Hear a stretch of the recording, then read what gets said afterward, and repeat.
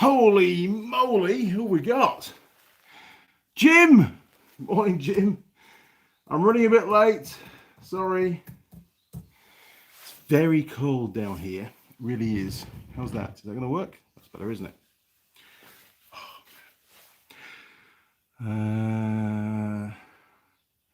Your time or my time? What? Hang on. Bear with me, people. Just getting set up. Useless as always. Oh, we're still got internet. I think we're internet. We have got internet, so we're halfway there. The roof's leaking, by the way. Oh, nearly there, nearly there. I logged on a little bit early, actually, so it's not entirely my fault. Jeez.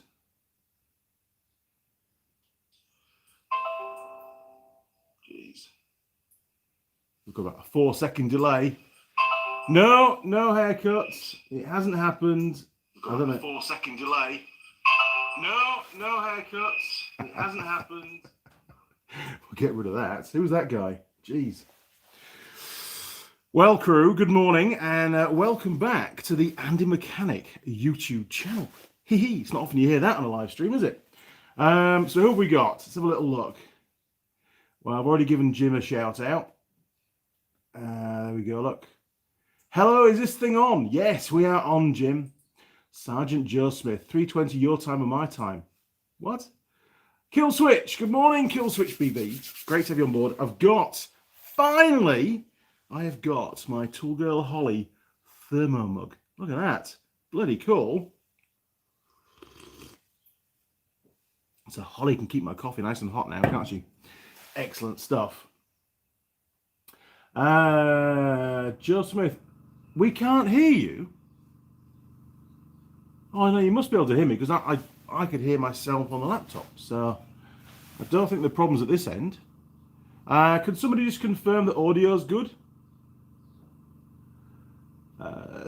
We've got Adrian Edhouse. Good morning, Adrian.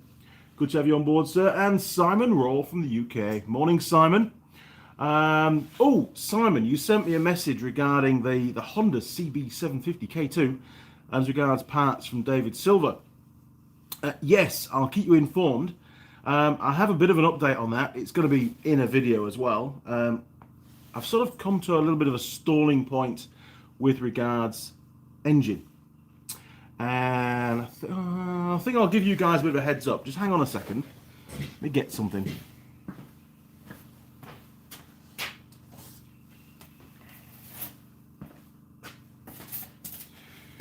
Right. You know, every now and again, we mess up. And every now and again, Andy messes up on camera. Well, Andy messed up on camera. I was doing the compression test on this is the mechanical compression test on the CB750K2. And I'd used a little wooden clip to keep the throttle wide open during the compression test. And unfortunately, due to whatever reason, the vibrations from the starter motor or what, the clip popped off. So the throttles were fully closed during the first compression test, meaning basically the results were junk, other than there was we found that cylinder number 2 was down compared to the rest. And that was also highlighted by the relative compression test on the Pico. So that was the compression results on the first test. And you can see that cylinder number 2 was basically pretty crap, to be honest. Now, I redid the compression test off camera after I'd edited the video up and realized what the hell was going on. And we'll no doubt release these figures in the video. But for you guys, this is the true compression test readings. There you go, look. All right. So actually, overall, not too bad. However, cylinder number 2 is still down compared to the rest, which I fully expected to be the case. That was, my hunch.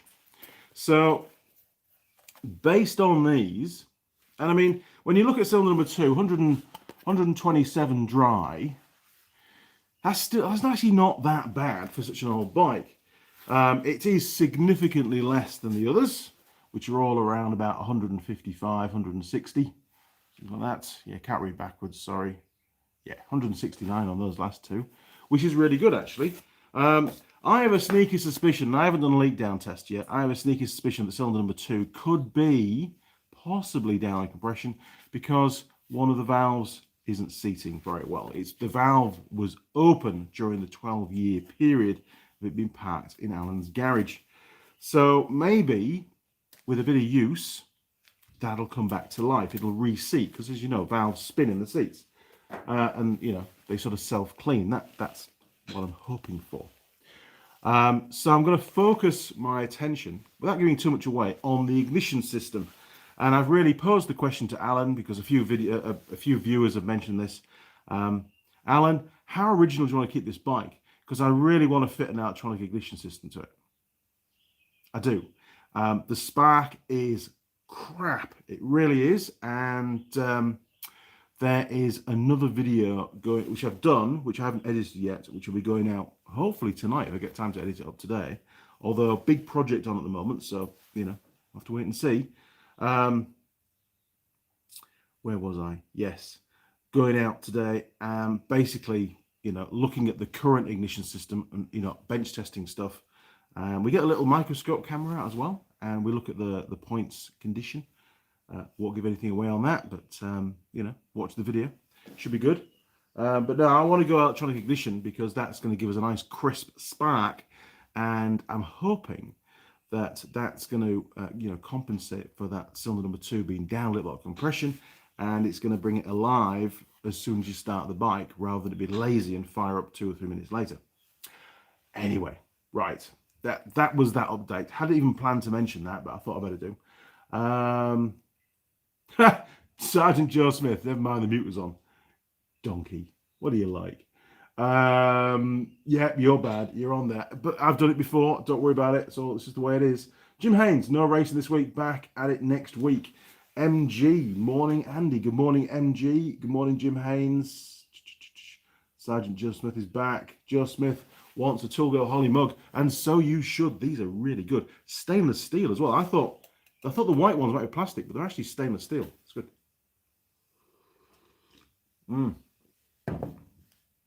Still hot. Brilliant.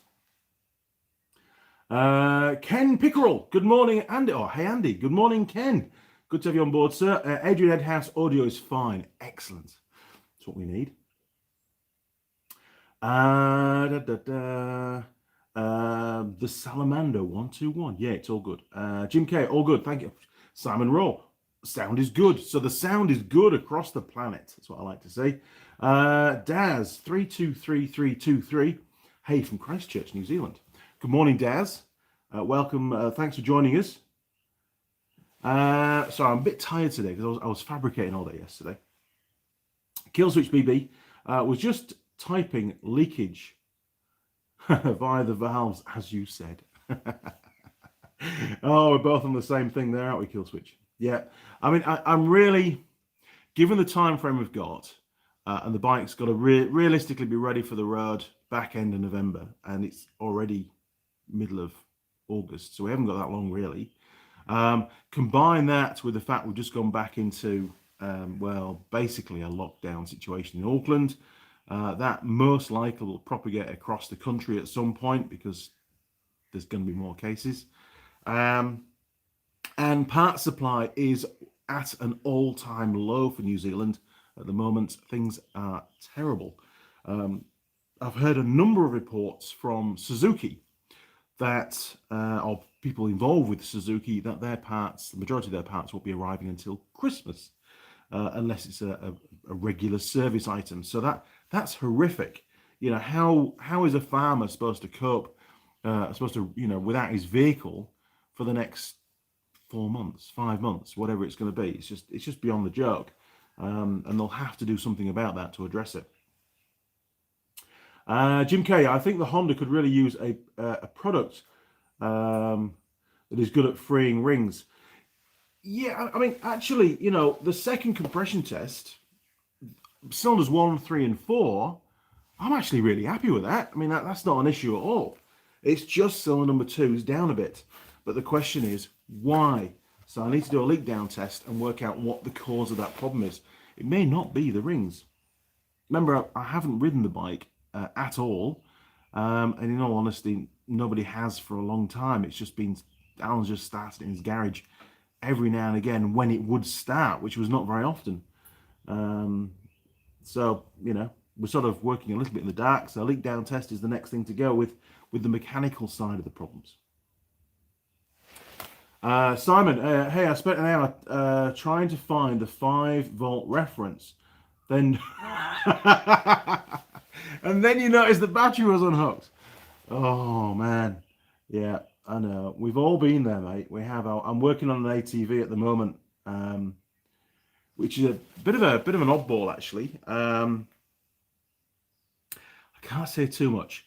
I'll be very careful how I put this across. Jim will understand. An error came up on the dash with a number 1, without saying the code exactly. And a new ECU was fitted.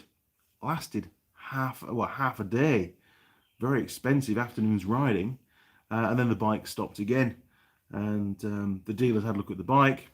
Just hasn't got time or whatever. Hasn't been able to diagnose the problem. Very, very reluctant to just chuck another ECU on it. And I agree with him. The bike needs to be inspected and diagnosed. I spent an afternoon this week an afternoon and a morning actually, going through and checking lots of stuff. I checked, first of all, because the error relates to a communication issue between the ECU and the dash.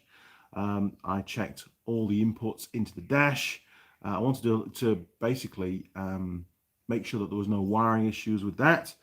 Make sure that the comm line to the ECU was good.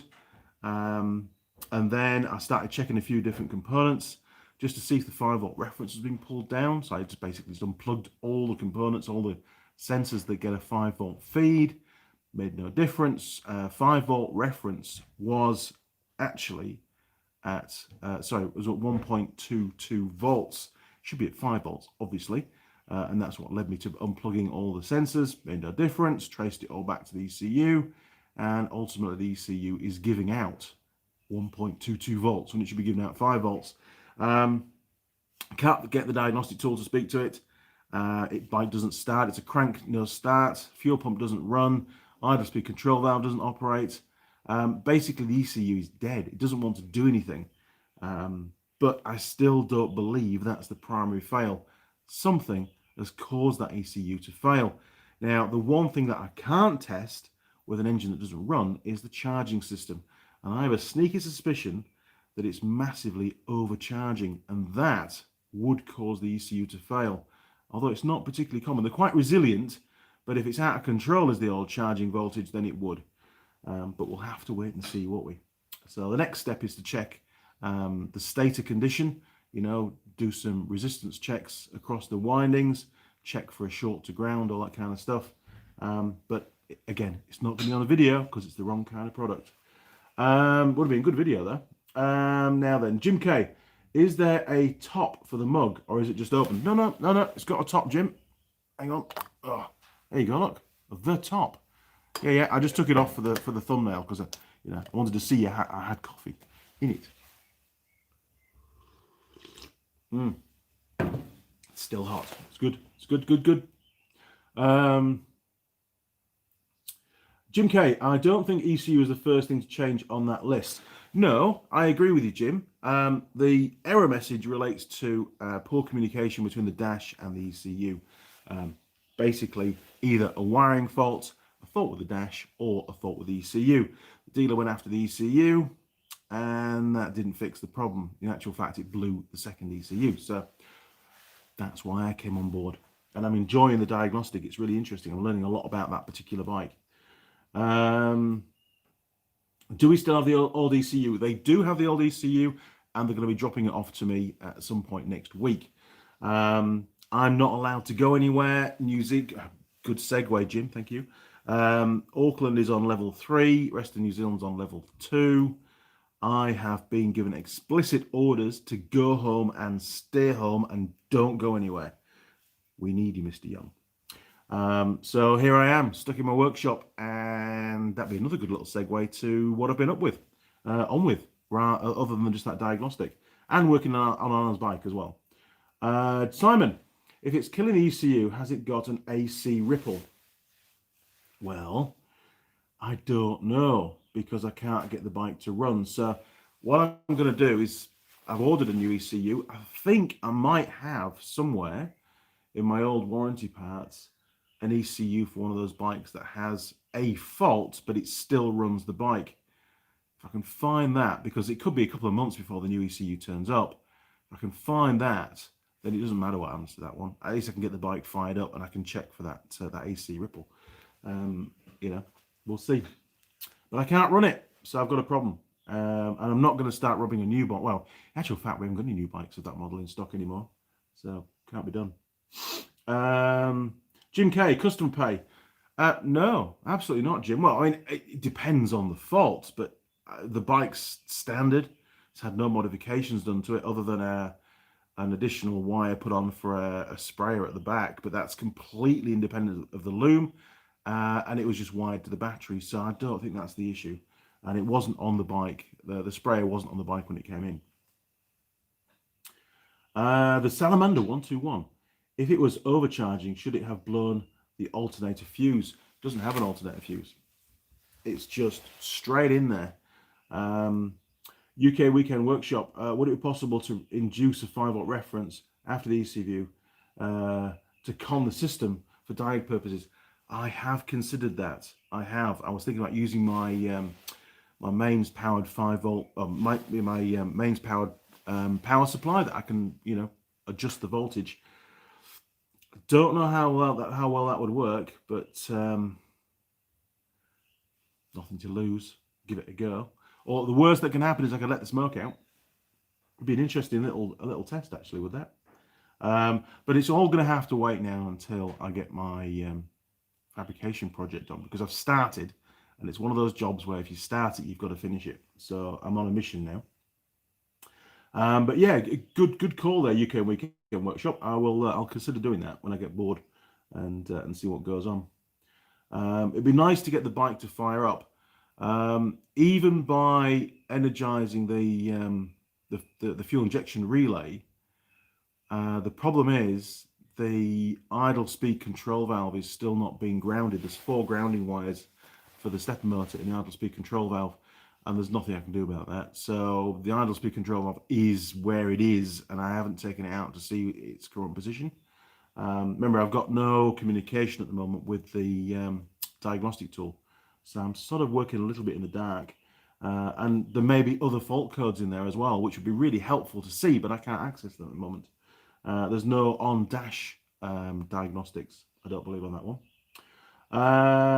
Jim K, oh, is this a quad bike? It is a quad bike, Jim.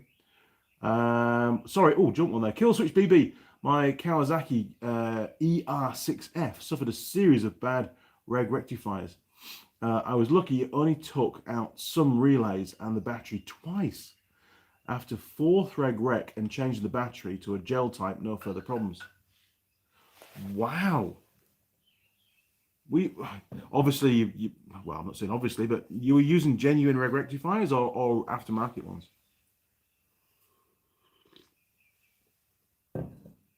Sergeant Joe Smith. Oh, I've got my @Andy Mechanic in red.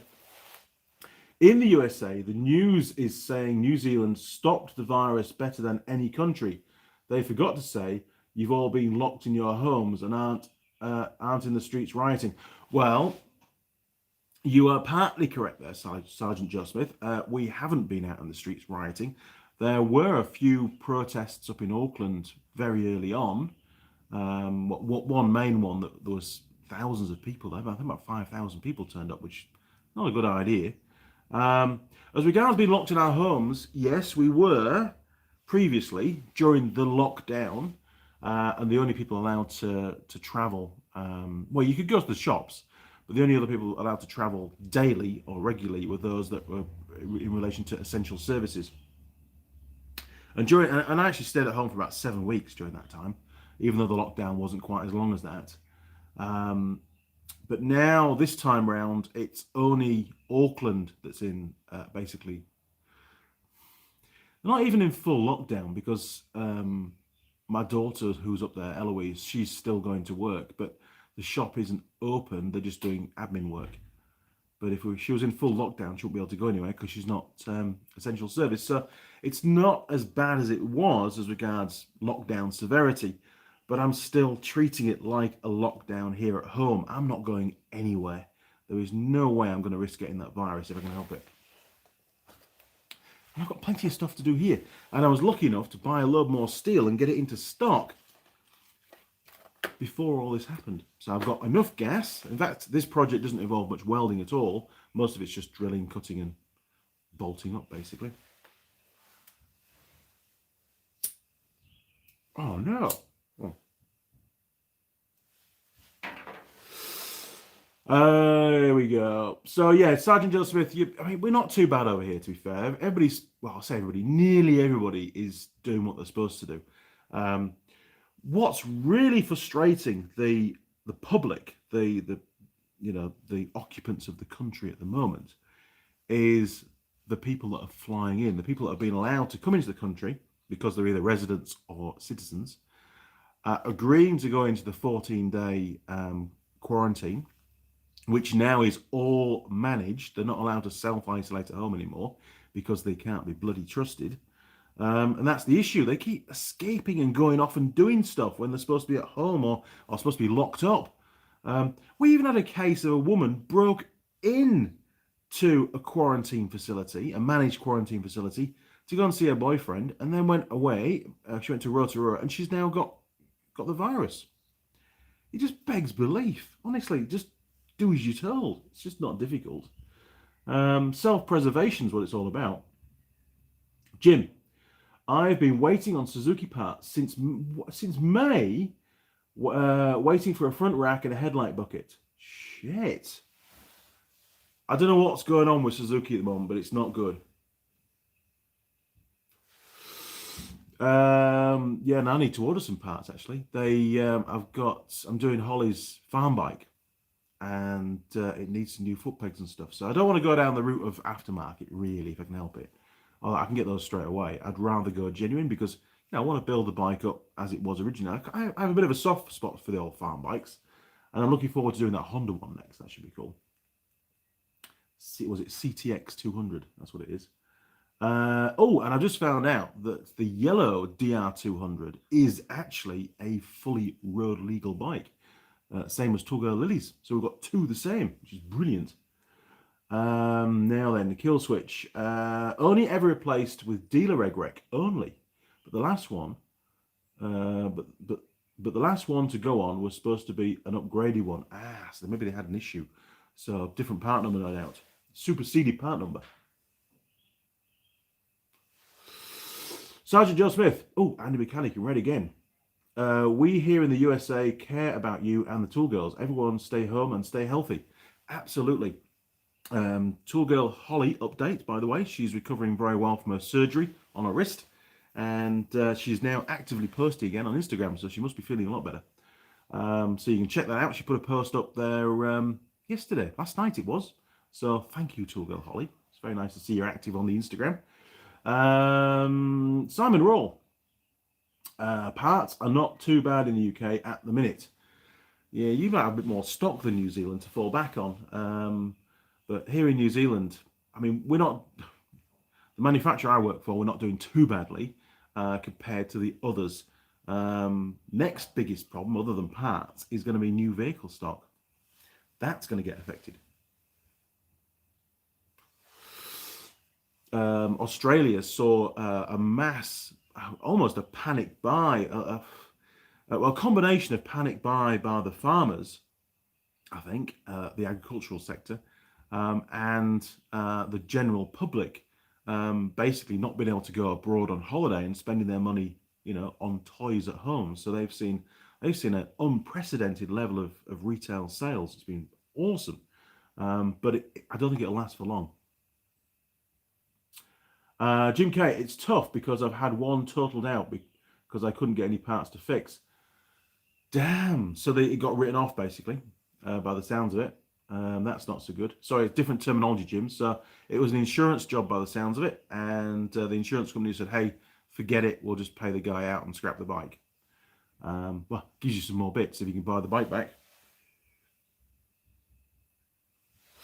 I bet the second-hand parts guys are doing well at the moment. Rocknecks, cheers from the middle of nowhere, Alaska. Holy moly, it was actually Alaska. Another little segue. Thank you very much, Rocknecks. Woke up this morning, thick frost in the garden, so I have actually got the heater going. That was the last thing I managed to get done before it was time to go live, and I've got the heater on. So I'm not that cold at the moment, although the bench is bloody freezing. So hello, Alaska. I hope things are all good up there. Probably a good place to be at the moment. I don't know how the virus is affecting you up there. Tell me. I mean, you're pretty, I suppose, the further north you go, the more Spartan the population, so you should be relatively safe, but let me know. It's interesting to find out how you guys are getting on. UK Weekend Workshop. I bet you're glad you don't work for Suzuki, as in your position, job-wise, you'll be getting a lot of earache. Yes. Yes. For some reason, and I'm talking generically now, and I'm sure you'll be aware of this, that when a dealership doesn't get any joy out of the parts department, the next thing they do is ring the service department. Why? We don't do parts. Honestly, there's not a lot we can do. All we can do is go back to the parts manager and chew his ear a little bit, but he's doing all he can, and I'm sure that's the case across all the brands. Broken necks. I don't know. We're so remote and isolated, there hasn't been much of an impact other than the PITA stuff you have to do to stay safe. Yes. So is that like the PPE thing? PITA? What does that stand for? I don't know. That's different. We don't use that. We don't use that terminology over here. PITA.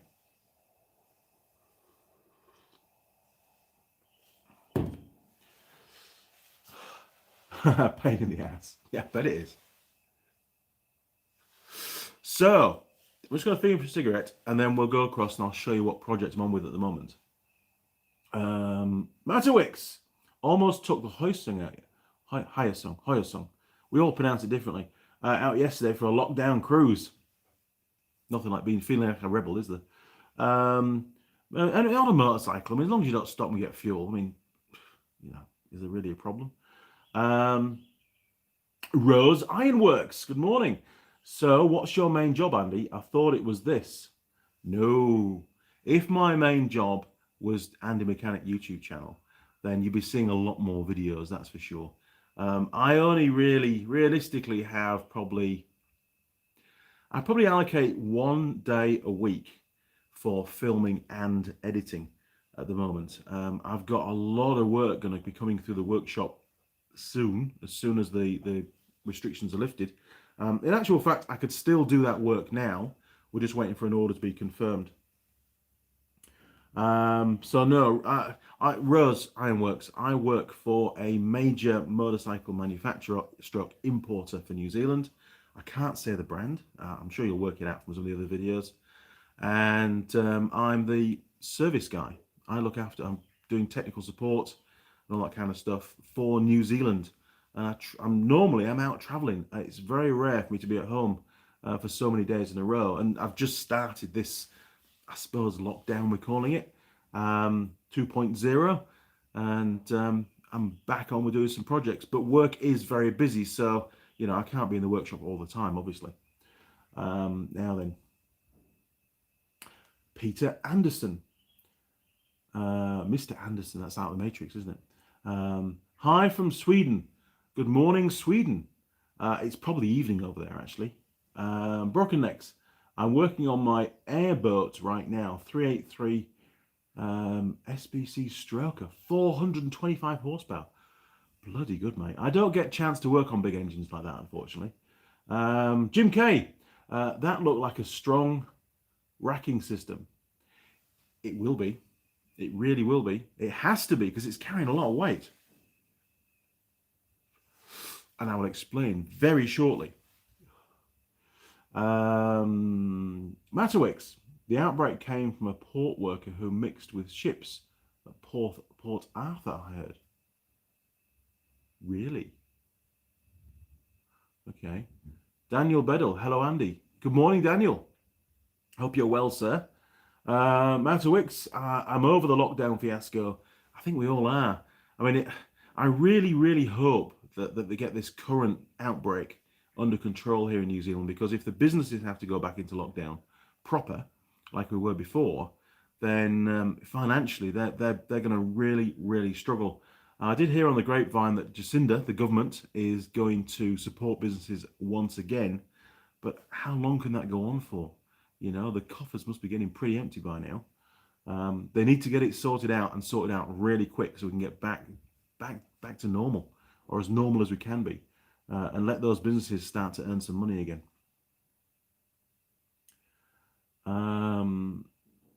Matowix, it's not really a lockdown. They should use a different word. I agree. I'm treating it like a lockdown because I want to stay safe, and I've been ordered to go home, stay home. So, you know, that's okay. I can do that. I've got plenty to do, and I can work with the way that my work is set up. I can work remotely, you know, without doing any dealer visits and stuff pretty well. It's not too bad. And I did manage to get a lot of my dealer visits caught up with. I was away from home a lot the last few weeks, much to Mrs. Mechanic's disappointment. Oh, hang on. Yeah, Rose Ironworks. I see. Thanks, chap. I thought so. Peter Anderson, it's 11 o'clock at night. Holy crap. Well, hang in there, good buddy. Matowix, is Sweden's approach working, Peter? I don't know what Sweden's approach is, but let's find out. The Salamander 121, when are you going to paint the beams to finish the workshop? I know, I keep starting more projects. The problem is, because they're up and in place, they're working. I've done the job, and painting them is going to be a palaver, which is going to involve, and you're going to hate me for this, but it's going to involve the beams coming back down to be cleaned up, and then primered, and then a couple of coats of top coat, and it's a spray job. Now, because it's a spray job, I don't want to spray them in the workshop because of all the overspray and the problem of sheeting everything down.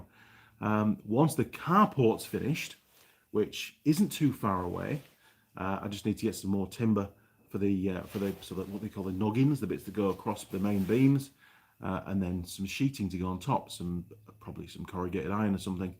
Once that's done, then I can just have some tarpaulins that drop down at either end, and I can use that as a spray booth. That's the plan. Get some lighting in there and use it as a spray booth, and do it all outside, sort of semi-outside.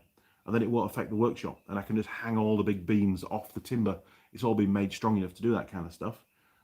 So at the moment, they're not priority. Yes, they are definitely going to get done because they look a lot better, I believe, painted, and they should be painted.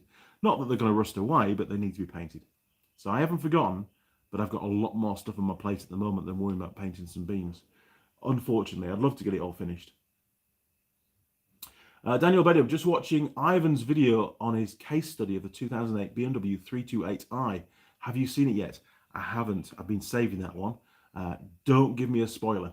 I want to go through it step by step with Ivan. Daniel Bedell, it's 5 o'clock p.m. here. Wow. Brockenex, my other project is building an 800cc Can-Am V-twin into a big bore. Jesus, that's a hell of a step. 1188cc monster for my ATV. Should be interesting. You got enough cylinder wall to do that? That's a hell of an increase. Wow. And obviously, it's fuel injected, so you're probably going to have to increase the injector size and stuff for that. Can you tune it? You know, do your injection duration sufficiently on the current injectors? Will you need to increase the fuel pump size? I don't know. You have to let me know. Sergeant Joe Smith, Andy Mechanic, when you were a little kid, did you want to grow up to be a mechanic, or did you have a different dream? Thank you for answering. Very, very good question. Well, as a kid, I showed a natural attraction for pulling things apart, whether it was electrical plugs or, in fact, I took Mum's hi-fi apart one day, and that was the end of that. I was only probably about 12 when I did that, just to see how it worked inside. She wasn't very impressed, I must admit. And then Dad got me, I was given a go-kart, and it had a Honda C50 engine in it. And that was great. Thoroughly enjoyed, pulling that apart and fixing it and stuff. And it spent more time broken than fixed. I even bought my first welder to weld the frame up on that go-kart. And I bought my first welder when I was 13. Little stick welder from Argos for £99. And I suppose it's just something which I went to college to do automotive engineering and management. It was a course at Loughborough College. It was a 2-year course. Specifically to take over for my father in our family business, which was a Nissan dealership at the time. And then it became Renault, and then finally Subaru, or Subaru, as some people call it. But all that fell through because they sold the building. The shareholders decided to get out, sell the land, and just live off the money, basically. Bit of a shame because the business was very profitable. But for some reason, they weren't able to sell the business. I don't know why. I never got to find that bit out. Maybe it was a planning permission that had been granted that was specific to the owner, and it wasn't transferable. But I mean, the business was started in 1907, so it was very old. Did they even have planning permission back then? I don't know. So yeah, I just naturally I found that I enjoyed it, and I was reasonably good at it. I wouldn't say I was really good at it, but I was reasonably good at it. And then I started my own off-road driving centre up in Langdale Forest in 1993 because I couldn't go into the garage, the family business. It was still running at the time, but the future was already known. So I thought, well, there's no point in doing that. I'll start my own business and go from there. And once I did that, I got heavily involved in the maintenance of the fleet, and the fleet size grew very quickly. When we finished the business in 2008 and came to New Zealand, we had 87 vehicles to look after. And that was a mixture of ATVs and four-wheel drives, Nissan Patrols mainly at the end. Although before that was little Suzuki Jeeps. So would I go back into being a mechanic if I could do it all over again? No, I wouldn't. Definitely not. I'd want to do something very, very different. My role in the off-road driving centre was very varied. That's what I enjoyed about it. One minute I could be, doing a wiring diagnostic fault on a quad bike, and the next minute I could be designing an advert to go in a magazine. Following day I could be out doing an ATV tour, training people up and making sure that they're all safe riding quad bikes across the North Yorkshire moors. The next day I could be doing an engine swap and a patrol. It was so varied. Why am I a mechanic here in New Zealand? Well, it's because I was what I was qualified to do, and it was the only way for me to get into New Zealand. I had to use my skill to get a job, and then finally got residency. And I probably tried to step out of being on the tools every day by becoming a lecturer at Unitec. Did that for 5 years, thoroughly enjoyed it, learned a lot teaching, and that's what launched the channel. So if I hadn't done that, I probably wouldn't have started a YouTube channel. And then I got this current job, which is, yes, I'm on the tools every now and again, not all the time. It's a lot more technical support over the phone, making sure that the workshops are doing a good job, and giving technicians advice on how to improve the quality of work and to do a better job. The technical support side of it I really enjoy, and whenever I can, I try and get a vehicle brought home so I can work on it myself, because again, I enjoy that side of things. The diagnostics is great fun, and I love using the scope. I really do. It's good fun. So there you go. Very quick, brief history. Now then. So there you go, Sergeant Joe Smith. Hopefully that's answered your question in detail, probably. Jim K, got some takeout last night. No signs of a pandemic here in Michigan. Really? Well, that's good. I thought everywhere in the States was affected by it. Matterwicks, it must be 5 degrees in that garage. Yeah, it probably is about 5. It's a little bit less around where the heater is, though. Matterwicks, do a wet compression test until the 2 of the Honda to see if the rings or valve. I did do a wet compression. It's gone from 127 to 151. So it has improved it. But if you look at all of them, they all improve by about the same margin. So I think it's down for another reason. I think it is possibly valve.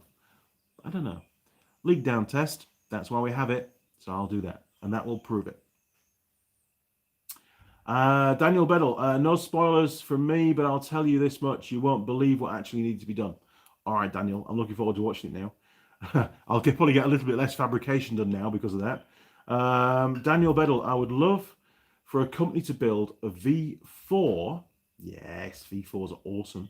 16 valve engine that has a combined cc rating of 1340 cc or 1440 cc. Basically having two 670 cc engines mated into one unit, or two 720 cc's mated into one unit.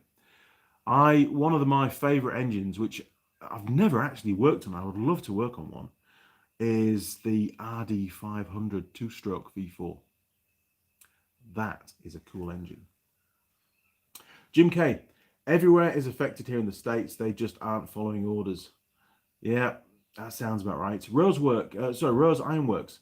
Andy, please could you recommend a product stroke sealant for resealing the mating surfaces stroke gasket for a diesel engine oil sump? It's on a VW transporter van.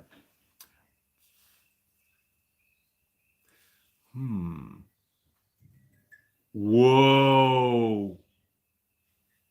You see that? We had a momentary power cut there. What's going on? Hang on. We have got some sealant. Bear with me because it's all in boxes. In fact, I'll take you with me and we'll go and have a look, and we'll go and have a look at the racking as well at the same time. Or the project. Jeez, hang on. Got to turn the camera around. Dum dum dum. Right, off we go. Okay, so somewhere over here. Is it in that box? No. Oh, Mrs. Mechanic boxed everything up yesterday, so maybe it's still over here. I think this would be good stuff for it. There, look. Let's have a look. I have used this, but not for a sump gasket yet. So, it's Forge K164, and it's a pressurized container, so you just press the little button, and it comes out the end. It's really... Oh, look at that! Camera on camera. Very cool. Trying to avoid that. Right. So... Where's the instructions? Jeez. Can you see English on there anyway? Oh, GB, there we are. Look, God, it's small. The air to be sealed must be rust, must be dry, of grease and dirt free. Use pull nozzle. I am reading it. It's just pretty standard sort of application. What does it say down the front? RTV silicon black sealant. Temperature range -60 to 260 degrees C. That should be all right. And for short periods up to 315 degrees C. Bloody hell. I don't think it'll focus on that kind of stuff because it's pretty small text, but yeah. So no, I'd give that stuff a go. If you've got access to it, I think it'll work. Go for it. Right, the racking. Oh, okay. So, you might have heard me going on about cutting the Teng Tools racking in half, and I put one up last night as an example. This is by no means finished because there are no support brackets underneath. It's just sort of hanging in there at the moment. I've got a couple of clamps on it, and I've put a couple of Tech screws in there as well, just to hold it, because I wanted to see what it would look like to visualize the job. So there's going to be basically one of the rackings here, and then in this space here is going to be, over here, look, the original cabinet. And inside that cabinet, I have to keep all my products that can't appear on the channel. Hence, that's why it's in a cupboard. So, going back over here again, that's going to go in there. All this framework is going to continue along behind all of this, and it's going to go... See, at the moment, I can't really get to my vise, can I? My metalworking vise. So we need to pull all of that back and shorten it, so it's, you know, I've got more room to work. And this one, I'm not too sure what's going to happen with that rack at the moment. It's got a lot of stuff on it, so I obviously need it. I think it's going to get cut in half, and potentially I'm going to get rid of the other air compressor. That might live under the bench, and it's going to live at the end of the big bench, because again, I can mount my camera off it and stuff for some good shots there, but also for you know, storage of lots of stuff. And then the rest of these, the wide one is going to get cut in half, and that will go similar to where it is now, but between these two beams. And I think I can still get a half of one of the single width ones in there as well. And then the other half of that rack is going to become, the plan is, a second trolley, because trolleys are really, really useful when you're filming for tripods and stuff. So it's made of the same stuff, and it's even got the same little feet on the bottom, so you can just take the feet off and put the casters on, and hey presto, you've got a trolley. So that's the plan with that. So, oh,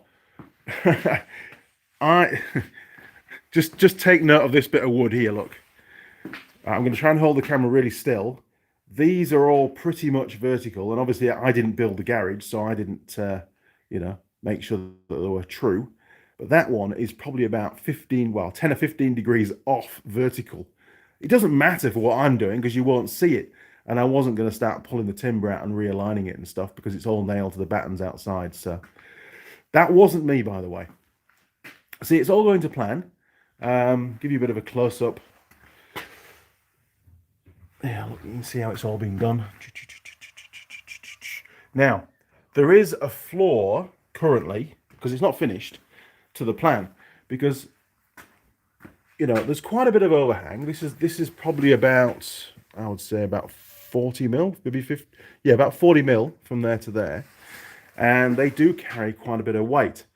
Now, obviously, the wall is going to want to go that way, and the timbers and the wall are not very strong. So there's going to be some bracing from that top beam there, look, onto the top of these uprights somehow. Haven't quite worked that bit out yet, because there can't be any legs. The whole idea is to have it all off the ground. So there you go. So yeah, I've got some brackets to make for under here. That's all work in progress. And then some stays to make for up at the top. And there's some steel plates that are going to go, basically, so like gusset plates that come off down here, across here, and back up, and they tech screw into the timber at the top. So that should help a little bit and take some of the stress off it. And what have we got over here? Look, little walk of the workshop. It's pretty cool, isn't it? So we've got, that's the remaining angle line. It's offset angle. I think it's 50 by 75 angle. And then these are all the, oh, that was loud, wasn't it? These are all the bits of channel to make the brackets, and we're going to go for a bracket similar. This is only a prototype, which won't. This is an old design. This has got to get cut off, but the brackets that will sit underneath the racking will look a bit like that. That's the plan. Obviously painted and stuff. So there you go. What else while we're walking around? Oh yes, we've got a new sign. Look at this. I picked this up in Napier the other day. I think that will go really well somewhere in the workshop, don't you? Good job, Andy. Right. Let's get you back on the tripod.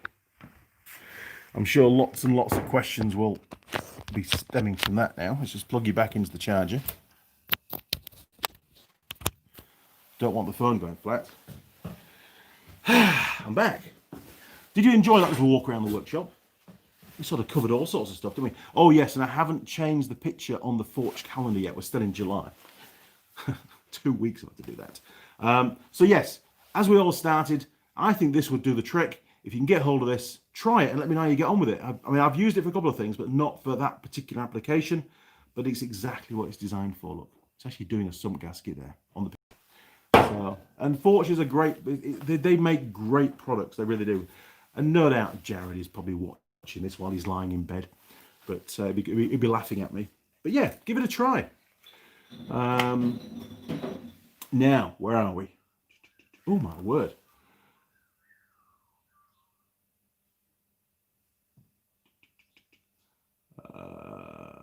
hang on, I'm just gonna. Jeez, you guys have been real busy on the. There we go. Right. So Rose Ironworks. Hopefully, that's giving you some idea of what you could use for that. Matowix, how do you do a leak down test? Well, you use a leak down tester. Do you wear a mask yet at the supermarkets? No, the last time I went to the supermarket was actually in Taupo, and they were only allowing a certain number of people into the shop. I went to the countdown. It was, there was no queue to get in, but there was a maximum number of people allowed in the shop at that time. Obviously, they hadn't reached that. Previously, I tried to get into Pack and Save, and there was a massive queue around the corner. So I just aborted mission and went to countdown instead. Yeah, it's a good idea to. It's not compulsory to wear masks, I don't think, but it is recommended that you wear a mask. But I'm not going anywhere, so I don't need to wear a mask.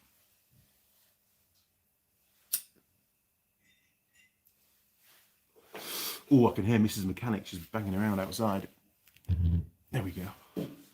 Killswitch BB, are you using all the power in the area for your live stream? We've got a hydroelectric dam just around the corner. I hope not. My electric bill would be massive if I was. The Salamander 121, I have been having mini power cuts as well. Conspiracy. Don't know what's going on. Jim K. Borrowed a snap-on Vantage scanner with scope built in. Trying to use it on the fuel injector that I think is my trouble. Scopes are good, and checking the operation of an injector with a scope is a very simple process.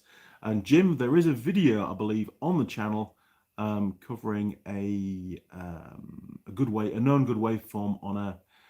God, was it on my WR? I can't remember what bike it was on.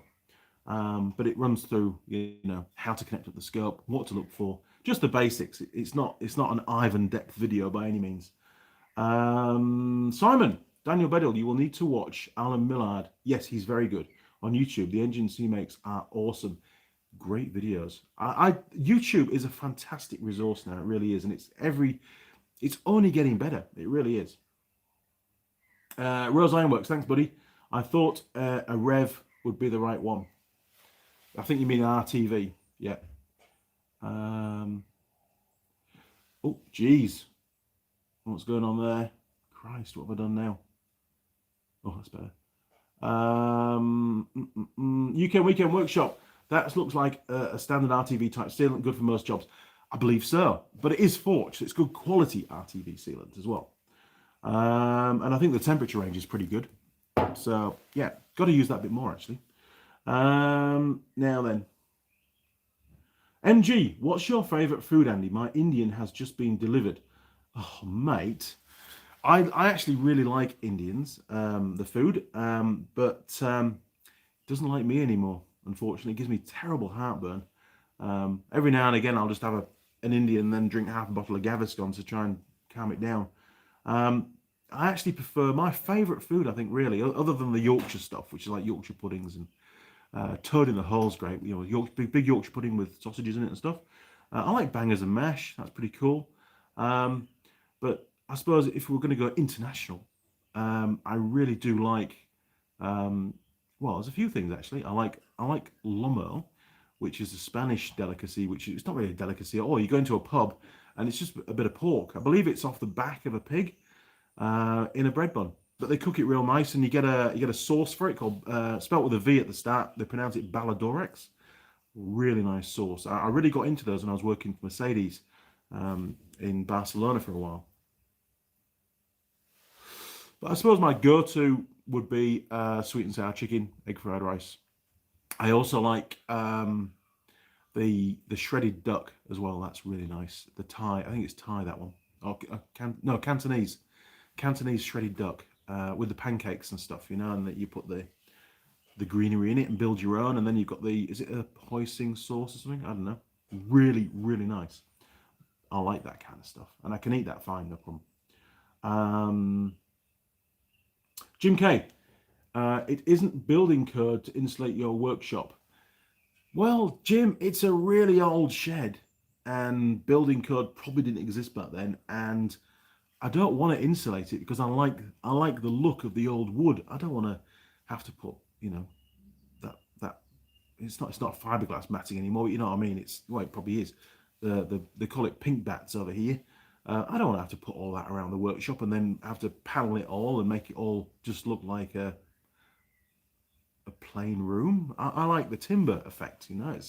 I've worked really hard to try and preserve that, and there was some plywood and stuff up on the walls when I first took over the workshop. You know, started to develop it as it was down the middle wall, and I've ripped all that out because I just don't like the look of it. And in the summertime, you know, it's not cold, so it's all right. And I've got a heater, it's fine. Daniel, here we go. Let's just scroll up a bit. Have you ever seen the YouTube channel called Cars and Cameras? They took a Harbour Freight Predator 720cc and built a drag rail with it. No, I'll check it out. I do like all these new channels. I've been watching one called Mega Projects recently. He's a nice chap. He presents really well. Daniel, I can't help but wonder what a V4 would be like on that drag rail. RD500, mate. That's what you need. It'd be phenomenal. Mago Gomez, or Majo Gomez, maybe. I haven't shelves like that, bro. Looks awesome. It's gonna be good, and the main reason for chopping the racking in half and getting it off the ground is so that my roll cabs will neatly fit underneath. And then if I need the full width of the workshop, say if I'm working on a big boat trailer or something, it'll give me another 40 mil, 400 mil of floor space, and I can pull the roll cabs out and sweep, you know, keep the place nice and clean and tidy. And what I don't want is a build-up of sawdust and stuff underneath the racking and then do a lot of welding, because the sparks might ignite the sawdust and it may just smolder away when I lock up the workshop at night time, and then the workshop might burn down, and we don't want that. So with it being such a multi-use kind of workshop, doing fabrication as well, and I do a bit of timber cutting as well, so I've got to be a bit careful, you know, and try and be as safe as I can be. Sergeant Joe Smith, Andy Mechanic in red. Wow, very impressive answer to the last question. In your previous answer, you hinted you are not from New Zealand. Definitely not from New Zealand. Where are you from and why did you want to move? Thanks for answering. Well, is it on this arm? There it is, look. That's probably a bit of a giveaway that I'm not from New Zealand. Why did I come to New Zealand? Why did I come here? Well, I bought a house here, the house that I'm living at now. I see where it's going. I bought that before I left the UK, many years before. I bought it in 2001 or 2002, around that time.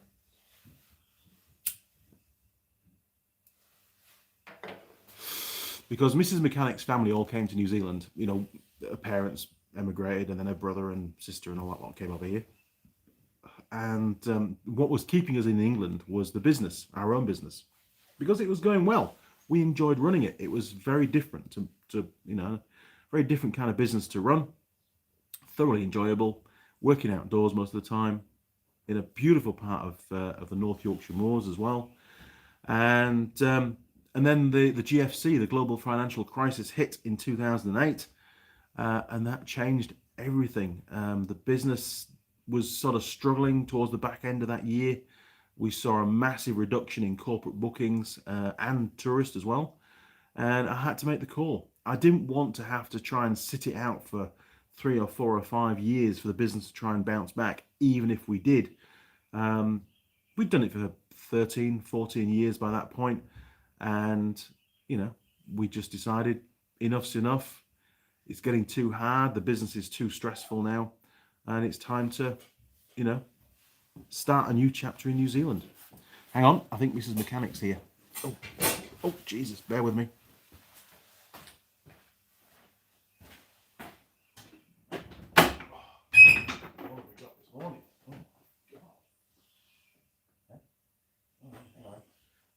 Hang on then, bear with me.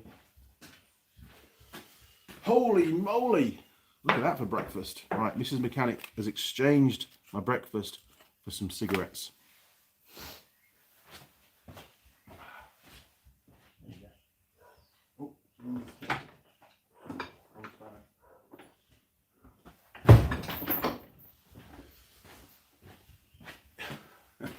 Is there anybody still there? Have you all gone away?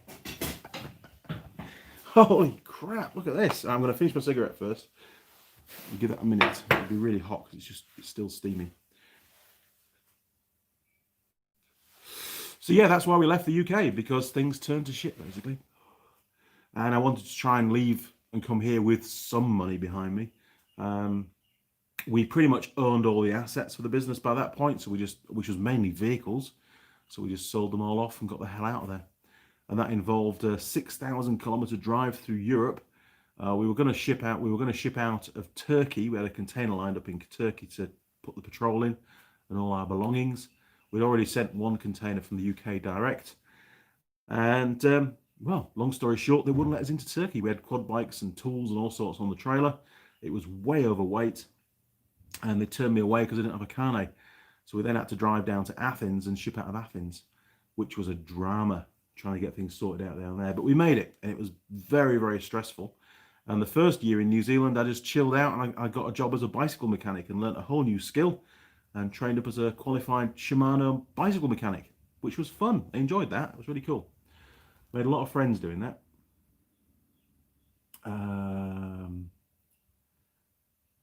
So hopefully, why did I want to move? Well, I think that was because, you know, I wanted a new start. You know, you only get one life, and it's nice to experience a whole new country. And I mean, you know, I've had a very different kind of a career since coming to New Zealand. I've always been employed, but I do my own home jobs as well, as you know. So I think I've got the best of both worlds, and having a YouTube channel now is fantastic. I really enjoy that dynamic to what I do. Jim K, great tour of the workshop. Thanks, Jim. Rose Ironworks, thanks. The brand is not available in the UK, but I found a similar product. No worries. Daniel Bedell, thanks, Simon. Roscoe Taylor, made it. Good morning, Roscoe. Simon Rawle, we can get Forge in the UK, but we don't see them a lot. No, I think it's a growing brand. I mean, it came to New Zealand only a couple of years ago, or maybe about 18 months ago, I think. And I like it. I only endorse stuff that I like, and I only like it because it's a good product. Now then, you look cold. No, I'm not over cold. I've been colder. I'm all right. Rose Ironworks, yes. Oh my word. I'm trying to catch up, guys. Roscoe, what's a banger? A sausage. A banger is a sausage. It's a Yorkshire word for, well, in fact, an English word for a sausage. Bangers and mash. Sausages and mash. Simon Roll, mince and dumplings. I do like stew and dumplings, but it has to be the Atora type dumplings. I really like that. And Mrs. Mechanic hasn't made it for years, and I really, really, really like it. She's in trouble. Kill Switch BB, bangers equals sausages, correct. Simon Roll, bangers are sausages. Get the name bangers as in wartime. There was so much water in the sausages, they would go bang when cooking. That's right. Yeah, and even as a kid, I remember pricking the sausages, and if you didn't prick them with a fork, then they would split open. But I actually quite liked them when they were split open, because then it sort of made it a bit more crispy. It was good. Daniel, Cars and Cameras and Jonathan W channels are both based out of North Carolina, USA. Interesting stuff. I will definitely check out Cars and Cameras for sure. Daniel, which I have to say that I love their channels too. There are some really good channels out there. There really are. And it gives me inspiration. There's a lot of stuff that I want to do with the Andy Mechanic channel that I just don't have the time to do. One thing I tried to organize, and maybe somebody out there can help me actually, I wanted to create, what do they call it? I've forgotten the name of it now. There's a technical in-trade name. But do you remember Batman? The old TV series Batman? And every now and again, when they were maybe going from driving the car to arriving at the destination, the Batman logo would just flick up on the screen with a really quick bit of music to it. It would only be maybe a second or 2 seconds long, and then it would transition to them being in an office or having a fight with somebody or one of the bad guys, whatever. And I was trying to get that organized with the Andy Mechanic logo, so it sort of three-dimensionally came into the screen, towards the screen, and then went back out again, or it got dragged across the screen, some kind of animation kind of thing. And a friend of mine that I was working with, doing some videos for the manufacturer that I can't name, did that one for me, but I couldn't get it to work on my editing software, unfortunately. So I will revisit that. But at the moment, all my spare finances are going into developing the Andy Mechanic e-commerce website, where there'll be 30,000 products available for retail sale that you can order online, all relating to the automotive and building industry, believe it or not. And that's all coming through ISL Industrial. I've basically signed up an agreement with them to have the retail rights online for their products. Pretty cool. So hopefully that'll be ready by the end of the year. We're about to make a start in about 3 or 4 weeks' time, actually, to build the site. So things are moving on, but it's not cheap. It's costing quite a lot of money to do it. Right, Sergeant Joe Smith. It's been 32 degrees to 40 degrees C here in South USA the last 6 weeks. If you get cold there. Thanks, mate. Thanks. Rose Ironworks, still here. Good man. Daniel Bedell, I know for the past few months here in Newport, New Virginia, it's been around 85 degrees Fahrenheit to 100 degrees Fahrenheit here. And then last week we had a hurricane, wow, that came through. And then a couple of days ago we had a tropical storm. So it's cooled off a lot now. It's 74 degrees F here. It's pretty chilly here. We had a very, very keen frost this morning. Gatis Svenzjex, I think it is. I can't pronounce that one. There are limits. Oh, I'm catching up. My colleague from Latvia, Europe, with his girlfriend moved to New Zealand in about 2008 or so, same time as me, near enough. He told me that he wanted to change environment. I believe here he is in New Zealand citizen by now. He should be by now. It takes usually about 5 years to get citizenship, but you've got to tick a few boxes. New Zealand's a wonderful place. I much prefer it over Australia. It's very, very different to Australia. It's got some really varied terrain. You know, between the North and the South Island, there's pretty much any kind of environment that you want. You know, you can go to Queenstown and up in the mountains and there's snow. There's also snow on the peaks here in the North Island as well. You know, right through to really wet. Down the west coast is really wet, a bit like the Lake District, but different kind of countryside. And then down the east coast, especially in the South Island, very dry. And the North Island, really, Gisborne, Napier, all pretty dry, sort of arid sort of areas. A lot of vineyards down there. I love it. And I get to see all of it on a regular basis because I'm driving around. I did 7,700 kilometers last month driving. That's how busy I was. Now then. Oh my word. Killswitch, signing off now, Andy. Have a good day to everyone else. Good night. Cheers, Killswitch BB. Great to have you on board, mate. Really appreciate you joining in there. And stay safe over there. You know, keep out of trouble and watch out for that virus. Margot Gomez. Hey, bro, I'm in my shop building a transmission, NV3500, on a Chevy. Any quick advice, and have you run into something I should know? Thank you, bro. I can't comment. I'm sorry. I've never built one of those. I can't give you any advice. If I did, I'd be just bullshitting you, basically. Just follow the manual, you know, inspect everything and double check your work at each stage. That's all I can say. I'm rebuilding it. I got the kit. Okay. So there should be a lot of instructions with the kit then. Simon, can you get a Torah in New Zealand? You can. You can get it on the shelf. Mrs. Mechanic just doesn't buy it. I don't think you can get the full range of different Atoras that they do, but you can definitely get it here. And she has made that here in New Zealand a couple of times, but not recently. Daniel, look up on YouTube channel that is called PFI and type in PFI Batmobile. PFI Batmobile. All right then. I can't do it on YouTube because it'll start playing, I suppose. But Yeah, I'll check it out. I will.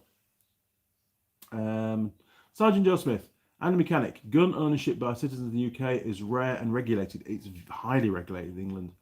I think New Zealand is similar. Not quite as regulated, to be honest. It's got a lot better recently, but it's not that regulated. USA is easier if you pass the tests and checks. Do you think law-abiding citizens should own guns?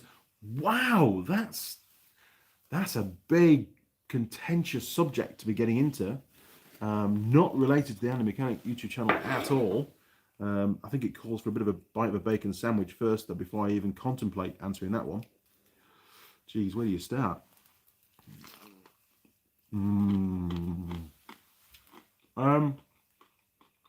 Hey, I'm going to answer this very, very quickly. I agree a gun is a weapon. And if it's misused, then it can cause some significant harm and death. But so is a car. So is a truck. So is lots of pieces of machinery that people have access to. It's all about self-control, isn't it? And abiding by the rules and using the equipment correctly. If people did that, then I don't think we'd have any problems, would we? To be honest. I have no problems with people owning guns, but it's a worry because we're dealing with humans. Their mindset might change so significantly that them having access to the gun, which was originally granted when they were of sound mind and respectable and had good moral judgment. If they were applying for a gun at the time that they were not thinking straight or whatever, then they wouldn't get one. So the problem is they've already got access. A variable changes, i.e. their mindsets, but they've still got access. That's when the problems start. I think once you give somebody a gun, then, further down the line, it could cause a problem. Plus, of course, with that many guns floating around in the public domain, they can end up into the hands of people that, don't have gun licenses. There's more guns about. But, it comes down to the fact that anything pretty much can be used as a weapon. So I don't think it's a huge problem.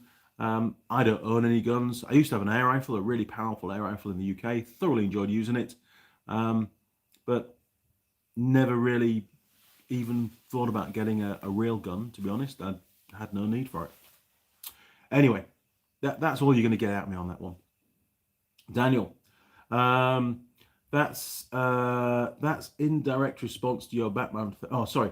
In direct response to your Batman thing you were talking about. Yes, that's why I'm telling you to look it up and watch those videos. Okay, I will. I'll do that, Daniel. No problem at all. In fact, let me just take a picture of that, because one of the problems is after these comments, once they here we go. Once this video gets goes onto YouTube proper, not a live one, but a normal video, all of these comments that are made during the live stream seem to disappear. I've still not been able to access them.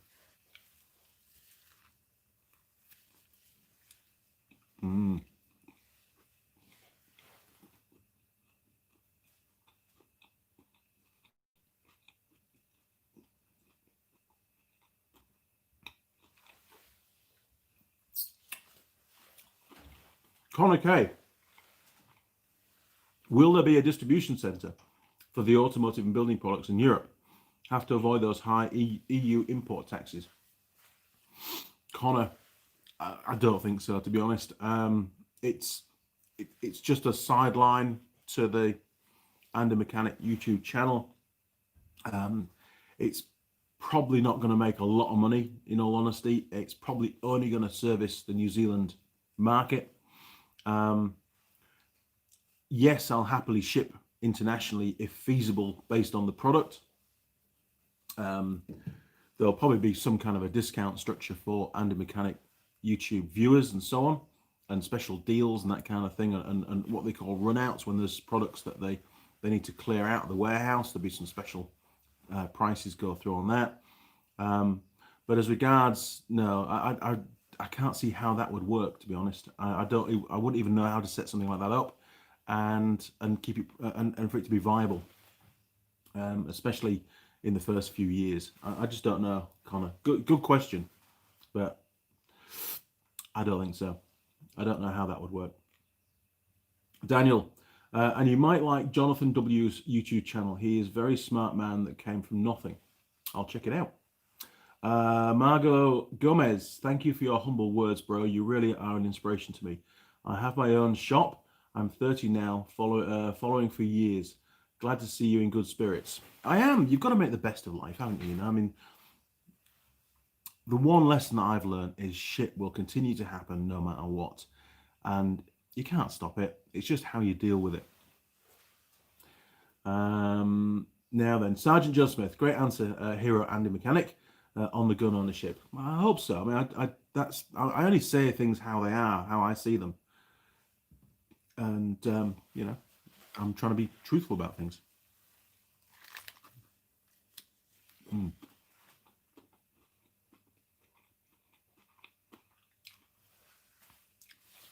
Roger Heaps. Good morning, Andy. A total cluster here. I think you probably missed out one word, but that's probably a good thing. Total cluster here this morning. I hope all is well with you. Yes, things are fine. I've been sent home to work from home until further notice. I'm treating it like a lockdown 2.0, even though we're only at level 2 here outside Auckland. And it's not just Auckland, it's the super city of Auckland, which stretches all the way up to Wellsford, I believe, furthest north. I think it goes about as far south as Pukekohe. And the biggest problem is it stretches to the coast either side. So essentially, the level 3 lockdown in Auckland, and there are police blocks, roadblocks on every road, so I'm told, and what's been on the news. You can't get from the southern part of the North Island to the northern part of the North Island. It's basically a giant roadblock. I've got an RRV here that I need to deliver back. I've got another one at a surf club that's got a fault which won't run that I need to get collected. I've got some farm bikes on the trailer that Ben needs, and I can't go anywhere. I can't deliver and collect because it's in that area. I can't get into Auckland. Now I could try my luck. I could get the customers to do, because they're all essential services. I could get them to do me an email. In fact, one already has, to do me emails explaining why I need access, and it will probably be enough to get me through the roadblock. But in all honesty, at the moment, I'm quite happy to leave things as they are for the next week, see what the decision is by the government in a week's time, and hopefully they'll lift the restrictions, and then I can do it openly without any problems. I'm on with a project now. It can just sit on the trailer. It's not the end of the world. They're off season at the moment. They don't need it.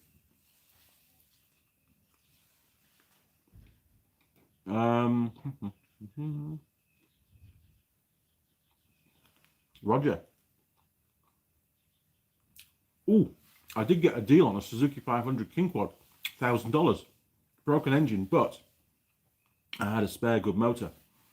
That was lucky. Good job. Tepid.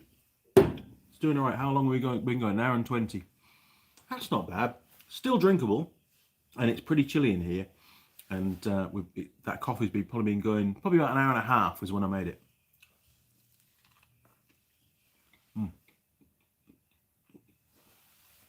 Car Guy 72. Good morning, Andy. Talking with his mouth full. Good morning, Car Guy 72. MG. Have you still got family in the UK? And how do you cope without seeing them? I found it hard. That's why I moved back to the UK. Well, okay.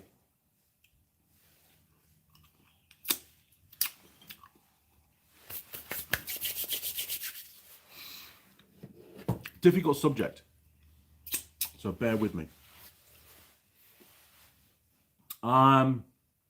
Yes. First part of the answer, yes. Mum still lives in the UK. Dad, unfortunately, passed away quite a few years ago due to cancer, unfortunately. Both my brother Phil and Ollie, both younger to me. Phil's the middle brother, Ollie's the youngest one. Ollie's definitely still in the UK. Pretty sure Phil is too, although he has got houses around the world. He's used to be a management accountant for a big oil company, so he made some good money out of that. He did very well for himself, and was able to buy 2 or 3 properties around the world, which I think are all rented out now. So hopefully they're doing okay. How do I cope with not seeing them? Well, the last time I saw Mum was on the 29th of December 2008, when we'd set off from home to drive to Turkey, Istanbul.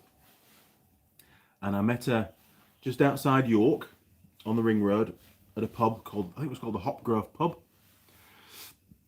You know, bit of a talk, big hug, and drove off. And I've never seen her since. Yes, we've been in contact, messaging and that kind of thing, phone calls, but very sporadic. Haven't spoken to Phil for many years. Haven't spoken to Ollie for many years. My mum's mum, I call her Nana, she passed away when I was in New Zealand. Couldn't go to the funeral, really missed that.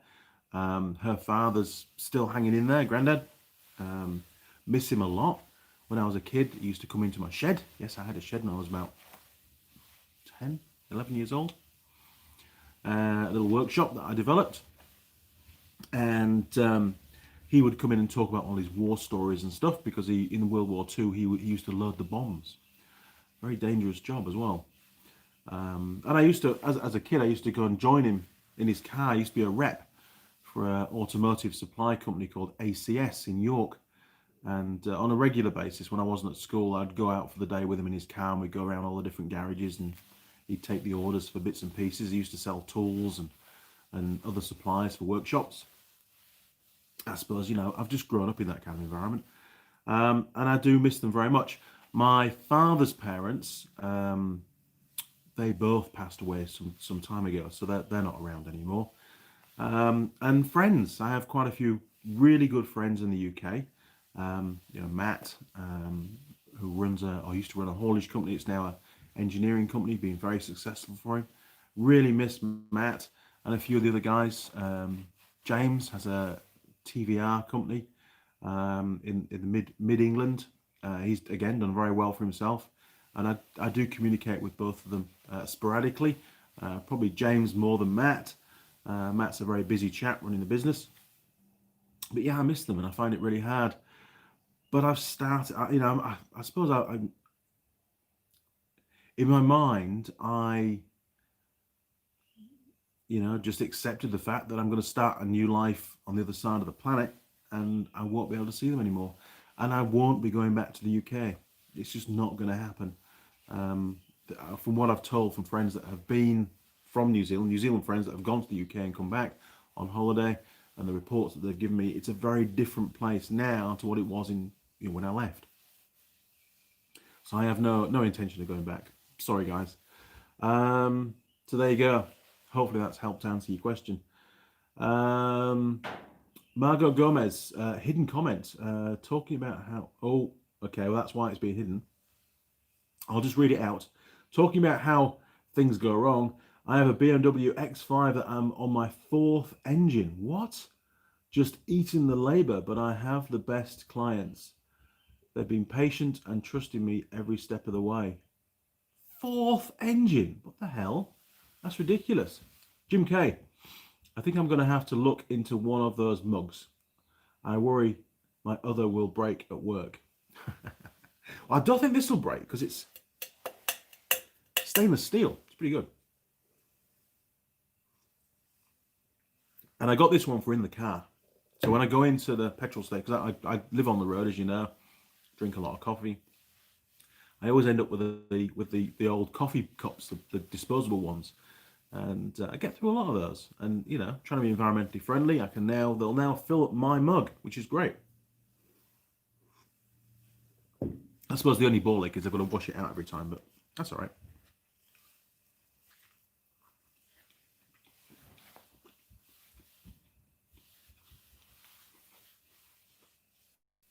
Daniel, check your Facebook messenger. I sent you a link.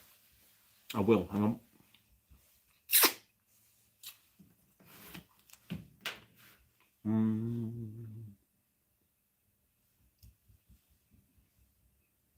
Bear with me. I got it. Thanks, Daniel. I'll check it out. Promise. Sergeant Joe Smith here at Andy Mechanic. How does Joe Smith win a free Tool Girl Holly mug like yours? Wink, wink. Oh man.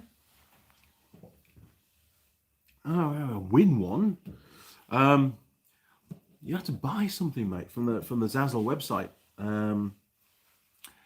Then you'll go into that big draw being held in December, won't you?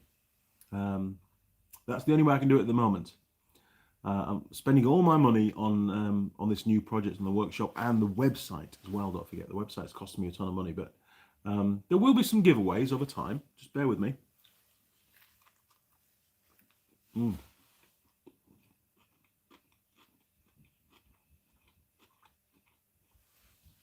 Margot Gomez. Man, I tried to get a Tool Girl in my workshop. Totally backfired. I can't work. Haha. I know the problem, mate, honestly. I have to really, really, really focus on filming and getting the job done when there's a Tool Girl around, honestly. It's hard work. Tool Girl Lilli was a nightmare, but in a really nice way. And Hannah, man, Hannah was the worst. I really, really struggled with Tool Girl Hannah. Great fun. Margot Gomez, your granddad would be proud of your accomplishments, bro. I think he would. I think he's aware of the channel. He's still, coherent. And I do get reports, every few months of how he's doing. Yeah, I would love to meet him again. We'd have so much to talk about. We really would. MG, I totally understand, mate. Thanks. Simon, a few live streams back, you said someone you know had got themselves a generic motorcycle scan tool. How are they getting on with it? Really, really well. I actually went to Motorland, is a motorcycle shop in Napier, and the service manager there, they've had theirs for probably a couple of years, I would say. They've had it a while, and I was asking him then when I called in about how he was getting on with it, and he said really, really well. I was going to make a note of the brand. I'll email him and find out some more information about it. I'll do that next week, and I'll mention it in the next live stream, on one of the next live streams, because it is a really good tool. I was actually hoping, and maybe next time I go, I might meet up with him on the evening, and we'll do a video, not a live stream. We'll do a video on the basic functions, and he can talk you through it. Because he's like, the lad's name is Jordan, real nice guy from London, and he uses it all the time, and it works on all brands. It's really cool.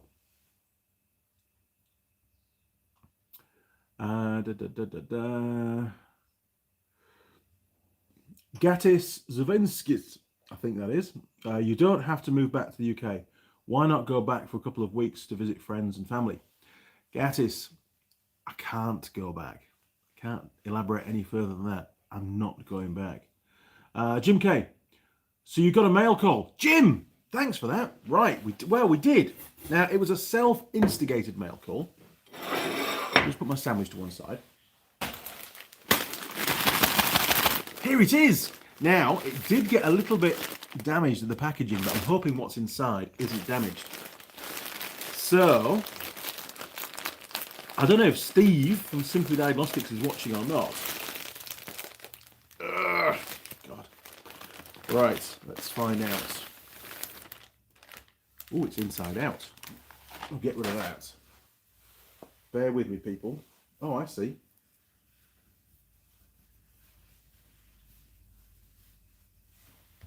Don't want to get it dirty, but I decided. Oh, there we are. Look, I'm supporting Simply Diagnostics. Got myself a nice new hoodie to keep warm in the workshops. and it wasn't over expensive. I do like to support the other channels as well that are out there. We're all sort of a team. And it says on there, look, thanks for watching. He's a great guy, very clever, awesome at diagnostics, does a lot more car stuff than I'll ever do, in all honesty. He's grown up with that kind of thing. But there you go. And I think I've got to send Steve one of the Andy Mechanic shirts as well at some point. But I actually bought this with, oh God, it's a bit oily on there.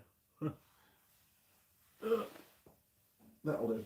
It's not in the oil, it's all right. So there you go, I got myself a hoodie. And you can get those, I think it's Teespring. And you can just, I think it's simply Diag. You just search for and you'll find Steve's page where you can buy stuff. There's mugs and all sorts. I've got a mug coming and I've also got a sticker to go on the toolbox as well.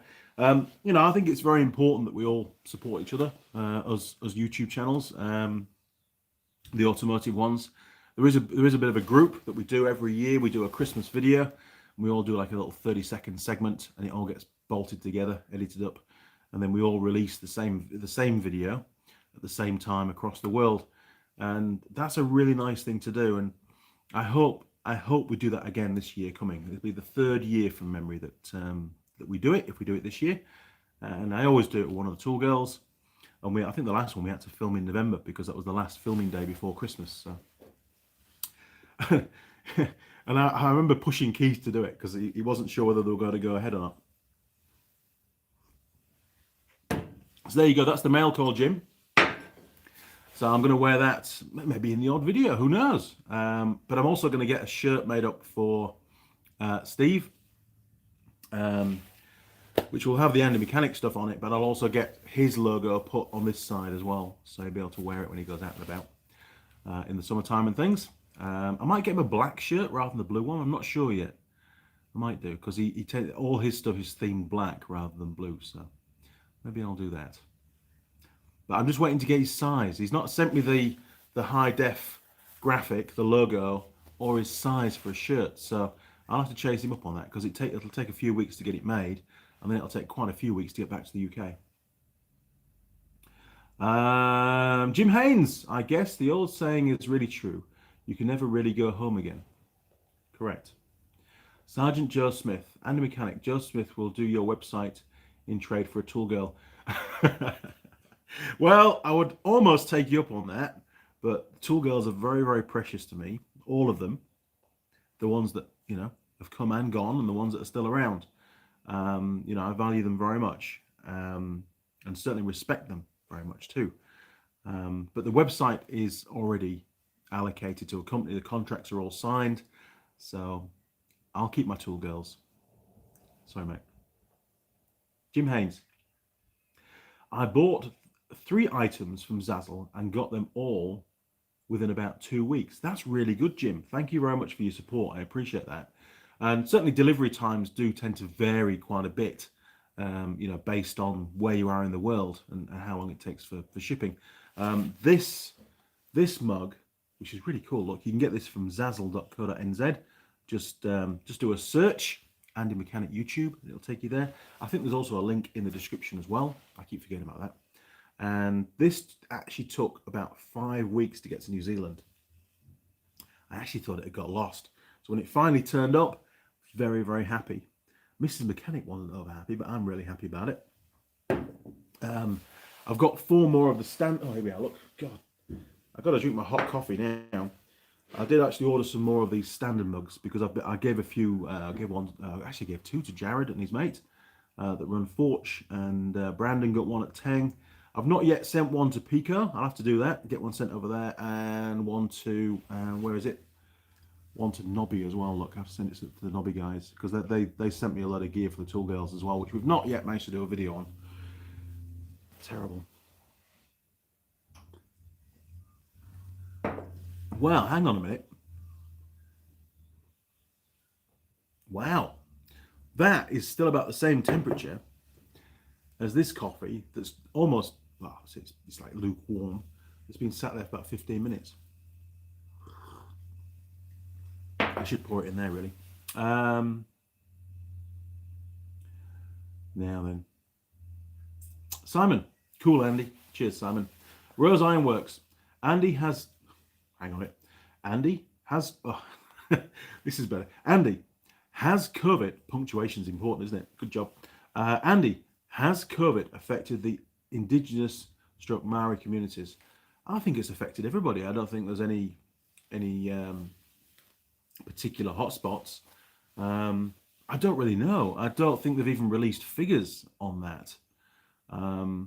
I've not heard anything through the grapevine that, particular groups of people are more susceptible than others, other than an age-related thing, to be honest. But it has become quite clear now that children can get it just as easy as adults. Jim K, how is the hunt for tool girls going? It's so hard, it really is. Holly is still around. She's definitely coming back, and she's a great tool girl. I will start the hunt again for another one or two. But at the moment, with this COVID thing going around, a lot of the girls are very, very reluctant to travel and to work in such close proximity. And of course, on camera, no masks, that kind of stuff. It's all just presenting as normal. I'm hitting a bit of a roadblock with that at the moment, so I've just put it on ice for now. So like I say, Holly's still around, and she'll be back down filming. Well, as soon as her wrist is fixed, to be honest, once it's healed up. We're probably about a month in from her surgery, so maybe another month, maybe another 6 weeks before she'll be back filming, providing she's allowed to travel. At the moment, she's not allowed to travel again, so it's very, very hit and miss at the moment. Gatis Zavinskis, is Mrs. Mechanic okay with tool girls in the shop? Define okay. She tolerates. She does. She's okay with it. I really can't elaborate too much because it'll get me into a lot of trouble. But yeah, she understands why tool girls come to help me in the workshop. It's very much for the channel. I enjoy the company as well, don't get me wrong. And I do work in the workshop quite a bit with Mrs. Mechanic. She was in here helping me yesterday. But she's not one to be on camera, to be honest. And that's fine, I respect that. But no, it's nice to have the odd tool girl down now and again. And, realistically, we're only looking like we're filming maybe once every 2 months at the moment with a tool girl. I remember when I lived up in Auckland, it was every other Saturday that I would have a tool girl down for filming. And we knocked out so many videos in that first year. It's not like that now. It's definitely reeled in quite a bit. But when they are here, when Holly comes down, she comes down for the weekend, and we film on the Saturday afternoon stroke evening and on the Sunday as well. And that's probably the best way of doing it, is to do a 2-day stint and knock out a ton of videos. But it all depends on how things flow during each video. We might come across a problem, or need a part, or need a puller to take a flywheel off or something, and that sort of brings the video to a halt. And then that video can't then go on the show because I can't finish it until a later date. So there's a lot of issues, a lot of variables around getting the videos out at the moment, especially. Didn't used to be hard. Now it's hard, but I am dedicated to doing that. I do enjoy the tool girls being around. Now then, Drew Dastardly, morning Drew.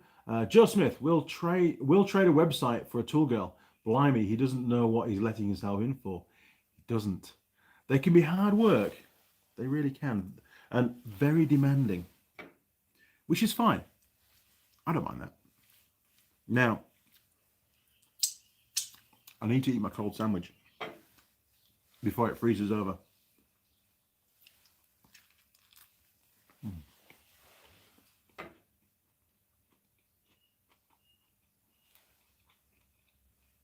Jim K. Tomorrow, I'm installing a £10,000 worn winch onto a Jeep for a new customer. Good job. Now, it's not a bad size winch. I bought a hydraulic £16,000 for the front of the Unimog, it did pretty well actually. It was a good winch, was that one. And then I bought the same winch, but the electric version, for the front of the Safari. And it's been a fantastic winch. It still works fine, no problems. But it really does need a service now, but I've got to pull the bull bar off to get it out. And at the moment, I don't want to take the bull bar off. and it's still working fine, so I'll leave it alone. But there will be a video in the future about doing that winch, and probably 2 or 3 videos actually stripping it down, inspecting it all, cleaning various bits and pieces up, and overhauling it, and then refitting it. But it won't go back on that vehicle. I'm hoping to get another Nissan Patrol out of Japan that I can have on the road over here. But that's a long-term goal. Car Guy 72. Andy, if you have the need or use for automotive fuses and relays, hit me up. I seem to have collected a massive collection of new and used ones, which I'm happy to send you some. Awesome. I'll bear that in mind. Relays are always good. And one of the videos that I did was was a flasher relay. How to wire up a flasher relay. Did it years ago. Only a short video. One of the most popular videos on the channel. It's had loads of views. Have a look. Just bear with me. There's all sorts of messages coming through. Dum dum dum. Dum dum dum. Oh, that's weird.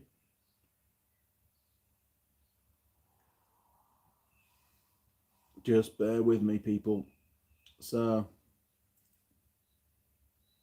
here we are, look. How to wire up a flasher relay. Video number 1927. It's had almost 340,000 views. And watch time. And it's had a total of nearly 1.2 million minutes watched. And it's not a long video, I don't think. Let's have a look. I don't think it's a long video. Just bear with me. No, no, no. Shush, shush.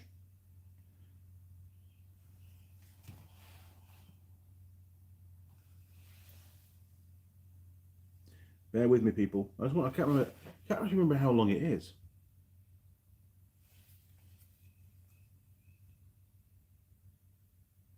It's only 12 minutes long. I was going to show you the trailer, but I can't show you the trailer anymore. It's got the wrong manufacturer in it. Oh man. Yeah, it's a 12-minute long video, and there's 1.2 million minutes watched. That's pretty incredible, isn't it? You know, so it's those little videos when you think, you know, I wonder if it's actually going to be of any benefit to anybody, and it turns out something really simple like that turns out to be really, really helpful. And I was going to do, and I will do a follow-up. I keep forgetting to do it. I wanted to do a follow-up on, you know, exploring more into the different types of flasher relays as well, because you can get 2-pin, you can get 3-pin, you can get the old bimetal strip type, you can get the electronic flash rate type.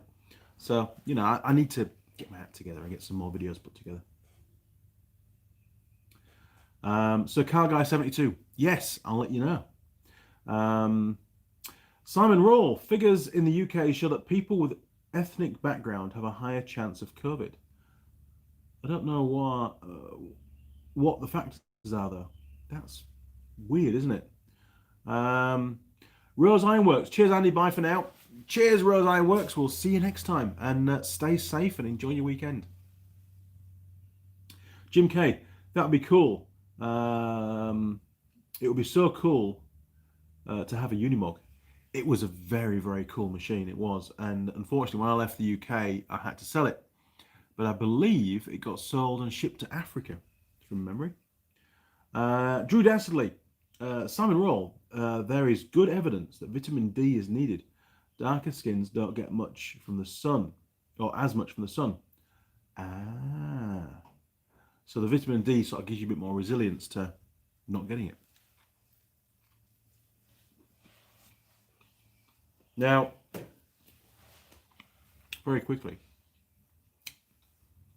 there's been a recent flare-up of the COVID here in New Zealand, and we've now got basically a problem again. And they were trying to work out where it came from. This was the government. And it's come to light, and they're still doing tests at the moment. We might find out later on today. But it's come to light there's a possibility and this is only a possibility at the moment, that I believe a meat packing company in Australia, I think it was Melbourne from memory, could be wrong, American Freeze or something, it was some weird American company, some frozen meat or chilled meat out of Australia. The same company here in New Zealand has a couple of depots, and some of the workers in that company here in New Zealand, Mount Wellington, I think it is the factory, tested positive for COVID. And the research is delving into the fact, did the virus transmit from Australia to New Zealand via those two factories, basically dormant on the meat? Now, there's no evidence yet to confirm it, but it is plausible that it's happened. Now, if this is the case, and the virus can basically be frozen and then come back to life at the other end when it thaws out, that's a huge problem. And it seems to be a very different kind of a problem that we've had previously, where it's just been person-to-person transmission or on the surfaces of things. That's why we're cleaning stuff down with the disinfectant and stuff. But to be actually on frozen products is a severe worry, to be honest. Gatis, if you're interested in the COVID-19, look up channel Dr. John Campbell. He puts up daily videos about COVID-19 since January, and there's been more videos about medicine for 20 years. Wow.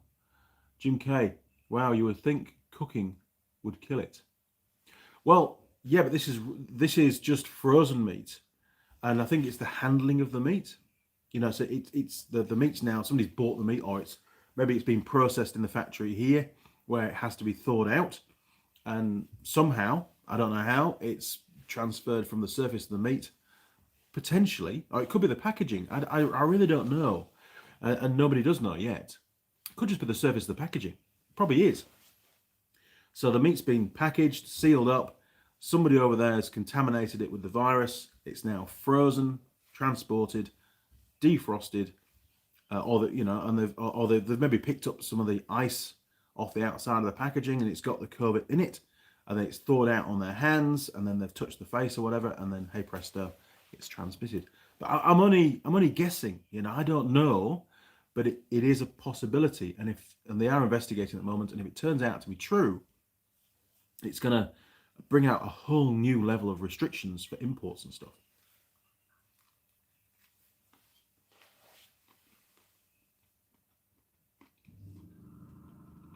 Simon, meat packing factory are perfect conditions for cold and humid. Jim K, but I like my meat cooked, not just warmed up. Well, I know, but you've still got to touch it first.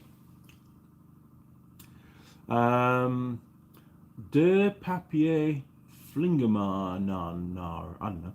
Hey Andy, hey there Andy. What have I missed? You've missed heaps, and it's 1 hour and 48 minutes into the live stream. I'd actually planned to only do an hour today because I want to get on with the fabrication job, getting that racking done. But that's all right because I'm still eating my sandwich at the moment.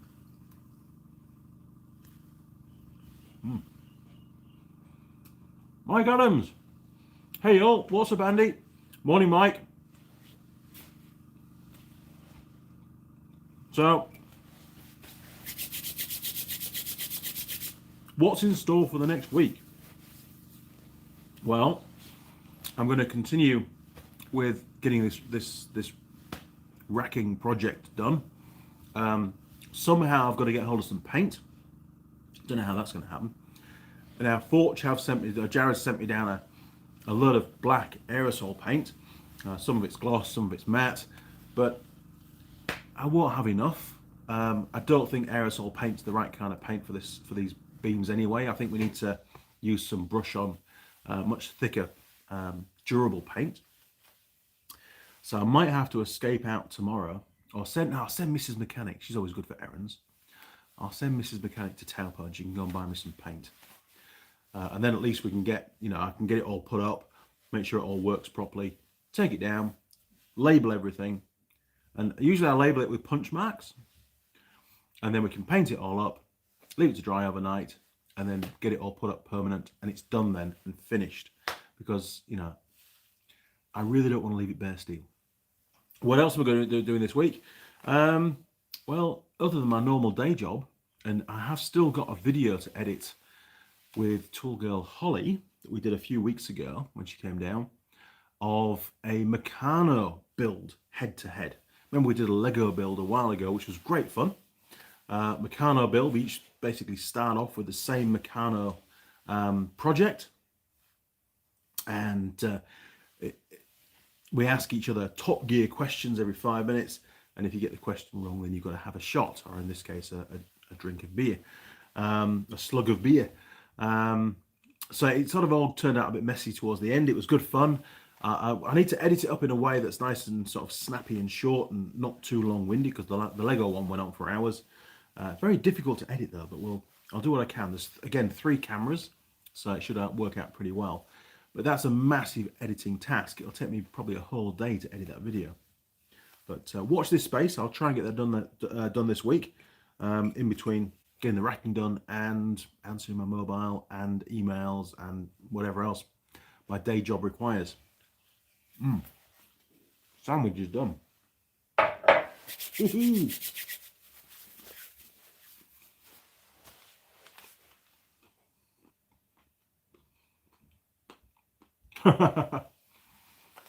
De papier flinging in. Oh no, not again. 3rd time that I've missed the whole thing. I'll hang on a bit longer for you there, papier. De papier. Drew. Here we go. Okay, I think I don't know why that's been hidden, but Drew says, I would suggest illegal, undocumented workers coming over on the boat with the meat over the packaging surfaces. Well, I don't know about that. The ports are pretty strict on on customs and stuff. I think it's more just. I think it's more likely just to be a transmission to the surface of the product, which is then frozen, and then when it's got to New Zealand, it's thawed out, and the COVID is still alive. And off it goes on its merry journey again. Jim K, what year is the quad bike with the error? 2018. It's one of the 708 twin cam engines. So yeah. Richie Mate, morning Andy.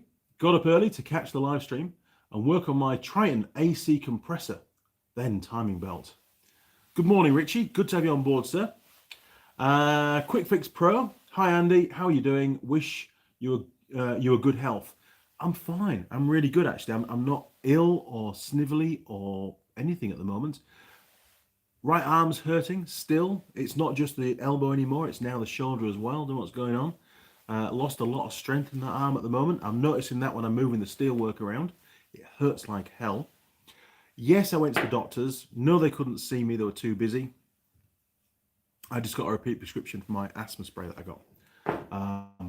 So still work in progress. Probably going to get a scan done. Don't know what it's going to be, but it's been like it for months. Don't sleep very well because of it. It's not good. Mike Adams, I'm tied up building tater and onion boxes. Oh, potato and onion boxes. I have my niece out here helping me. I wound up with 2 more people wanting to buy some from me.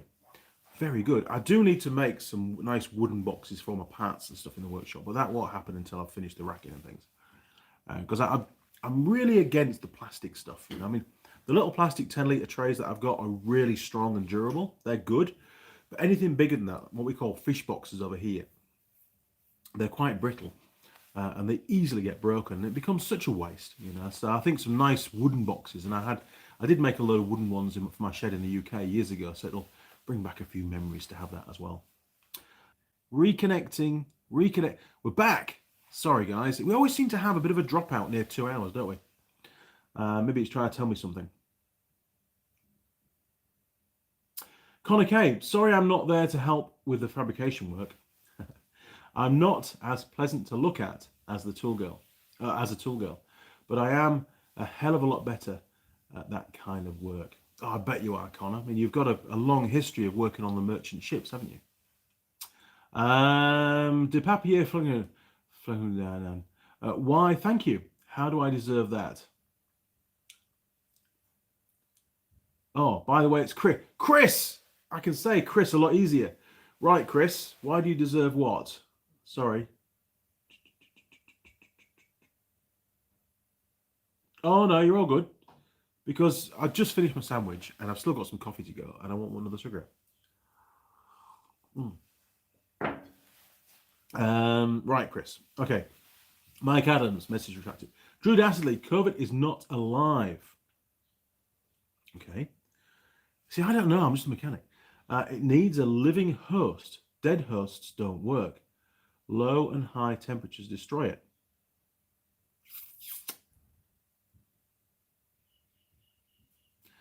Okay. But can't they keep a COVID sample in a cooler, in a fridge, and it'll survive for a while? Isn't that what they do in the movies? They've always got stuff in little chiller bins. I'm not a scientist, all right? I'm not a doctor or anything like that. I don't understand this biological stuff. But obviously, the government would have ruled it out if there wasn't a possibility that the COVID could survive being shipped from Australia to New Zealand, be it on the surface of the packaging or on the meat itself. So then it must be plausible for or possibility that could have happened for them to even bother to waste the resources to investigate it. So there's got to be a reason behind it. We'll have to wait and see. But it can survive for quite a few days on some surfaces. You know, that's why we've got to disinfect the surfaces. So with it, maybe it can survive a bit longer if it's just in a chilled, because it may not be frozen, it might just be chilled meat. I don't know. Drew Dasley, but it's not really anything to do with fixing up bikes anyway. You are quite correct, and I just talk gibberish with that kind of stuff. All I can do is speculate and try and give you some update on what's happening here in New Zealand, because that some people do find that quite interesting to see how we're doing from a guy on the ground kind of thing. Simon, you will just have to have a whiskey to help you sleep. Yes, I will. It wasn't too bad last night. Mike Adams, I'm curious if and when, and if you have to replace a radiator on a water-cooled bike or ATV, do you have them kept and repaired, or just dispose of them? Well, on the four-wheel drives that we used to have in the UK, we used to get them repaired without any problems. I wouldn't say they'd be as good as new, but they were certainly functional and would last many years.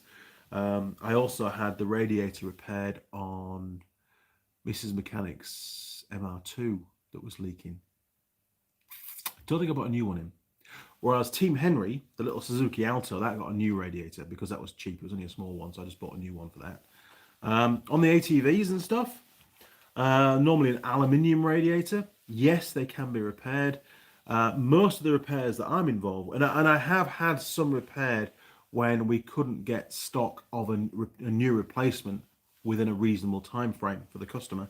So we'd get it repaired, get the customer back out on his quad bike, because they're used for farm work, so they needed it back as soon as possible. And again, not really any problems. And what I have done in the past is once the new radiators arrived, which we continued the order for, and it's been swapped out with the repaired one, I would then get the repaired one and keep that on the back burner as a backup to be used again in the same situation. So trying to always put the customer first and trying to minimize the delays on repairs for them, even if it incurs additional cost to get the problem sorted out. But yeah, I mean, there's no reason why you can't get them repaired. You know, usually they are repairable, so and significantly less cost and a much quicker turnaround time as well than ordering a part normally. Daniel, I'm still here. Had to help unload some groceries. Good man. Chris, hey, I have a mug just like that. Where did you get it from? Huh? Well, the mugs come from Zazzle, zazzle.co.nz, and there's a link in the description down the bottom of the video. And there isn't just mugs, there's toolbox stickers, there's even a barbecue apron in there now, there's some beer bottle and can chillers. Yeah, there's all sorts of stuff, and key rings, and you name it. And I will continue to design more stuff for you. Connor, it's extremely difficult for illegals to jump on a ship leaving a port in a developed nation. Take the transit and disembark in a port in another developed nation. Lots of security at those ports. Absolutely. There's heaps of security. I wouldn't say it's impossible, but very, very difficult to do. And I think you'd also need to know your way around the place and have a premeditated plan of how the hell you're going to get out of there without being noticed. Not that I've ever considered anything like that, to be honest. Gratis Savinskis. I also think cold preserves viruses, hot kills them. Yeah, again, I don't really know, but it must be plausible or possible for it to be transferred in that way, for the government to be looking at it being potentially the cause of it.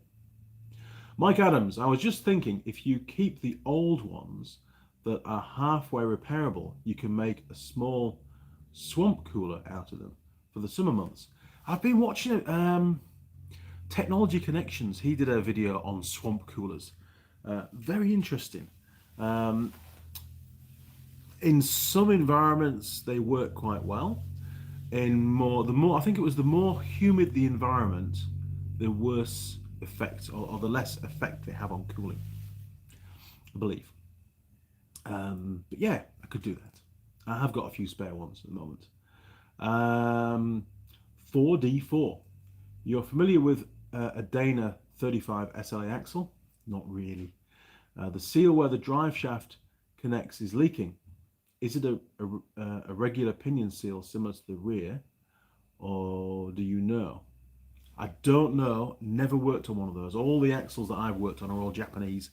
Mainly the Suzuki SJ, 410s, 413s, Samurais, Santanas, and Nissan Patrols, the old leaf spring ones, and the coil sprung. That's pretty much all I've had to do on those. So sorry, I can't really help you with that one. Eric O will definitely know that. He's worked on some of those before. Chris, just wondering, can you get AC radiators repaired?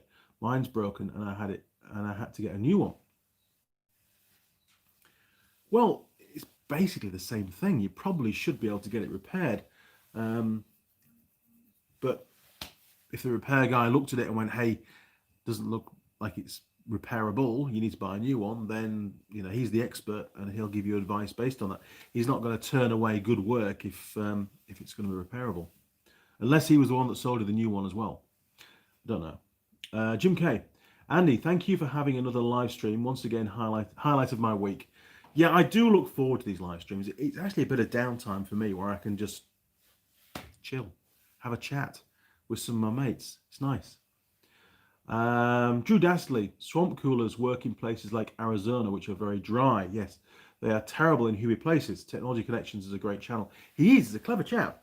I like the way he does the videos, the way he presents, and the detail that he goes to as well. Sometimes he leaves me, I get lost. It's so complicated, some of the stuff that he's going on about, but great insight into technology stuff, really. Both old and new. It isn't just modern stuff that he covers.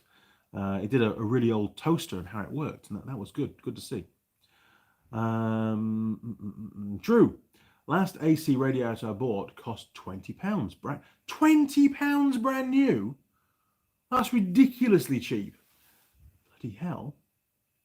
Jim Haynes, the metal in AC condensers are very, very thin. Yeah, so that's why it's going to be really hard to repair, I suppose. Chris, wow, mine was 65 euros. And I thought that was cheap. Message held for review. Daniel, please check out your Facebook Messenger. I just sent you 2 small video clips. Feel free to watch them on live stream. Woohoo! We've got a video to watch or 2. Hang on then. Well done, Daniel. Hopefully these videos won't get me into trouble. Oh, it says it's downloading them. Hang on.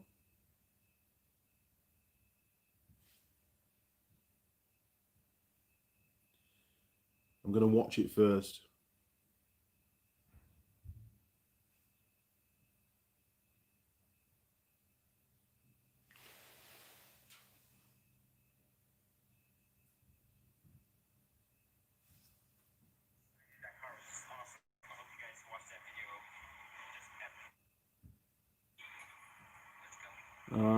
Hang on. Stop.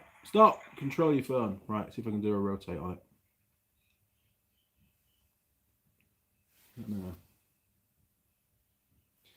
No, it's a really grainy video. I'm not sure it's going to come out all right or not.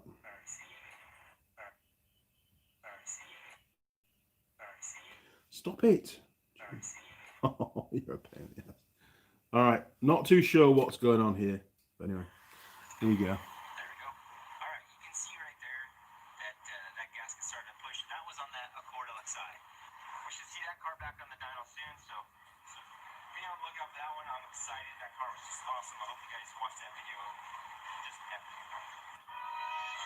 Ha! Got you. Right, well, I won't be using the Batman logo. I'll only play one. It's all right.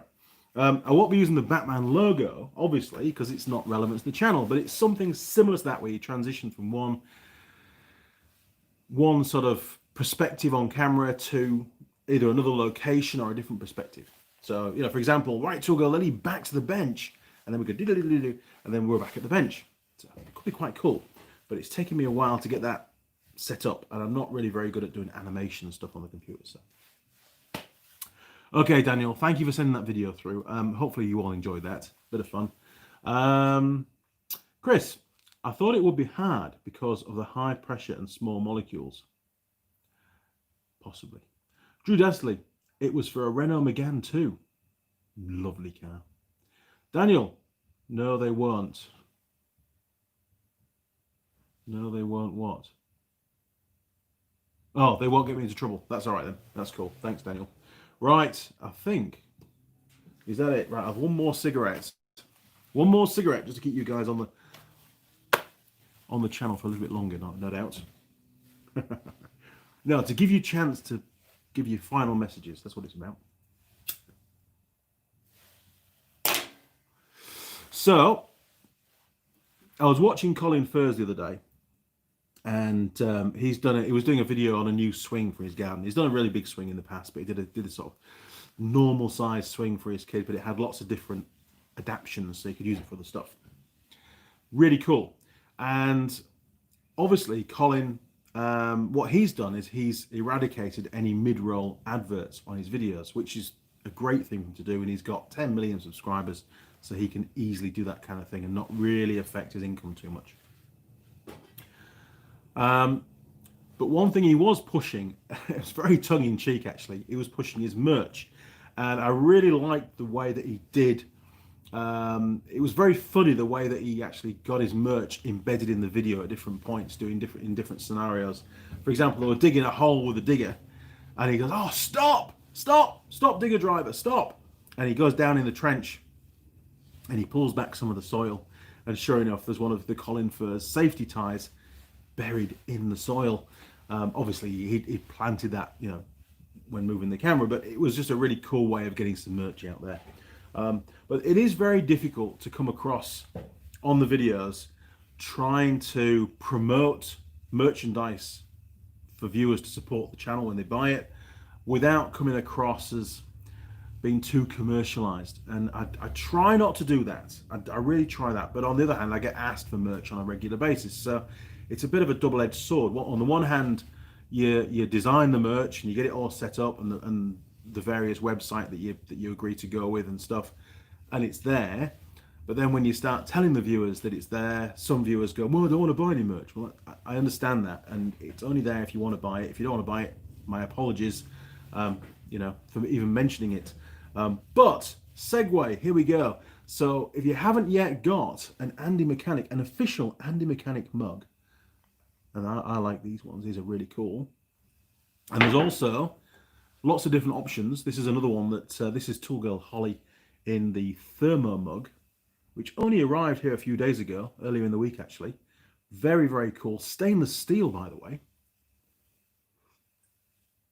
And the coffee's not stone cold. and that coffee is over 2 hours old now. It's pretty good. It's not the best in the world, but it's really good. You can go onto the Zazzle website, and there's a link down in the description. It's www.zazzle. I know what it is. I can't remember now. .co.nz, and then just do a search for Andy Mechanic YouTube, one word. But there is a link in the description. Click on that. I'll take you straight through to the online store, the official store for Andy Mechanic stuff. And, you know, have a look through. You don't have to buy anything. Have a look, see what there is.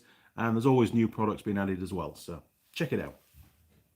And if you do buy something, this is the important bit actually. If you do decide to buy something, once it arrives, send me a picture, a selfie if you can, with the product via my email address. And again, that's in the description.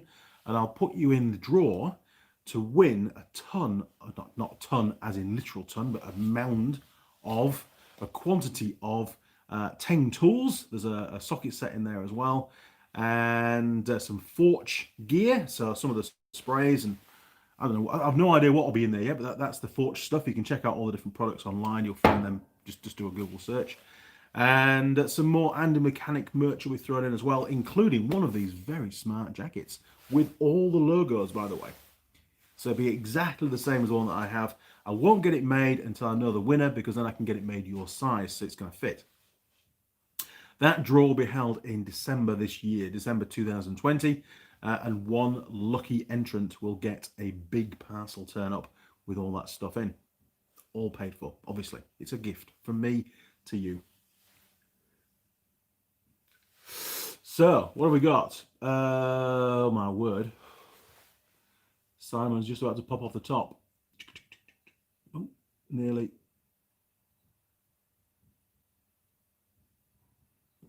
Daniel, I'm a loyal fan of PFI Speed, and I remembered that they did that. Daniel, so I wanted to let you know that I know what you're looking for. Yes, it's something along those lines. Will be really quite cool for the videos. It's I can use it time and time again. Maybe get half a dozen different ones made. I know Dirt Every Day from the Motor Trend suite of channels. They have a similar one where it's their logo and it gets dragged across some dirt off the screen. Very cool. I like that kind of stuff. Very simple. Simon, that swing is brilliant. 360 looks fun. It does. You got to hold on tight there. No, may I'd fall off. Chris, I wonder if anyone has experience with the GM 2.8 V6 LB8 engine. I'm looking for a service manual for my 85 Camaro. I haven't got that. Sorry, Chris. Technology Connections, Colin Furs, Andy, you are getting more sympathetic by the second. Drew, you are watching Colin Furs with your children, surely? Nope, all on my own. No grown man would watch Colin for their own entertainment, except in secret. Yes, it was in my workshop, actually. I always watch his videos. I'm fascinated about how he makes his videos, because he makes a lot of stuff, but a lot of the actual fabrication and the engineering and the processes involved to make the item are very much skimmed through on the recent videos. It's a lot more about the end product and having a laugh and having a joke. Very entertaining. But you know, I often think, well, maybe my video should be more like that, but then it doesn't have any kind of educational theme to it. It doesn't show you really how to do stuff. And that's what the Andy Mechanic channel was all about originally, was passing on the knowledge of doing things. So I'm always in two minds. Sure, I could make videos that may be more popular, maybe more entertaining, but they wouldn't have that critical content of how to do something. So that's why I tend to stay away from that kind of stuff. But it tends to make my videos a bit long and drawn out. Andrew Thompson, what do you say to a tyre shop who tightens your wheel bolts to 260 foot-pounds or more with an impact, then clicks them with a torque wrench at the correct 80? Well, they are complete morons, aren't they? To be honest, that is horrific. I'm always when I'm doing the RRVs and the ATVs, I do use my Makita, little 3/8 Makita impact wrench just to wind up the nut, and I get like one little click and I stop, and then I go back, and when I've torqued them up, they always rotate more, and then the torque wrench will click. So I know that they were under torqued with the impact wrench, and the torque wrench is giving it the final correct torque. Yeah, I mean, just stupid, because ultimately, all it's going to do is it could damage the wheel, but it could also, more likely than not, damage the stud. It could stretch the stud, and eventually the stud could snap, causing the wheel to fall off, which could cause an accident. And as mechanics, we're not supposed to do that kind of thing. We're supposed to, keep customer safety paramount. Jim K, I'm happy with your not advertising for male enhancement drugs. Thanks, Jim. That's not going to happen. Daniel Beddle, I remember watching old returns of the original Batman TV series. Then in 1989, Michael Keaton and Jack Nicholson movie versions of Batman. Yeah, I mean, there's the whole suite of movies that are out there now, but as a kid, I used to watch the original TV series with the old Batmobile, and it was great fun. I used to watch it probably the same time the Dukes of Hazzard. That was a great series as well. You just don't get that kind of raw, and all the jumps they did in those Dodge Chargers. There was no CGI. Some guy actually did that, and it probably really hurt, and you got to respect them for that. It was cool. It was the time when people used to push the boundaries and put themselves at risk to create, great stunts, essentially. Chris, CR, I still need to send you my picture in my garage. Note to myself for rewatch tomorrow. Yes, please do send me that photo through on an email. That'd be great.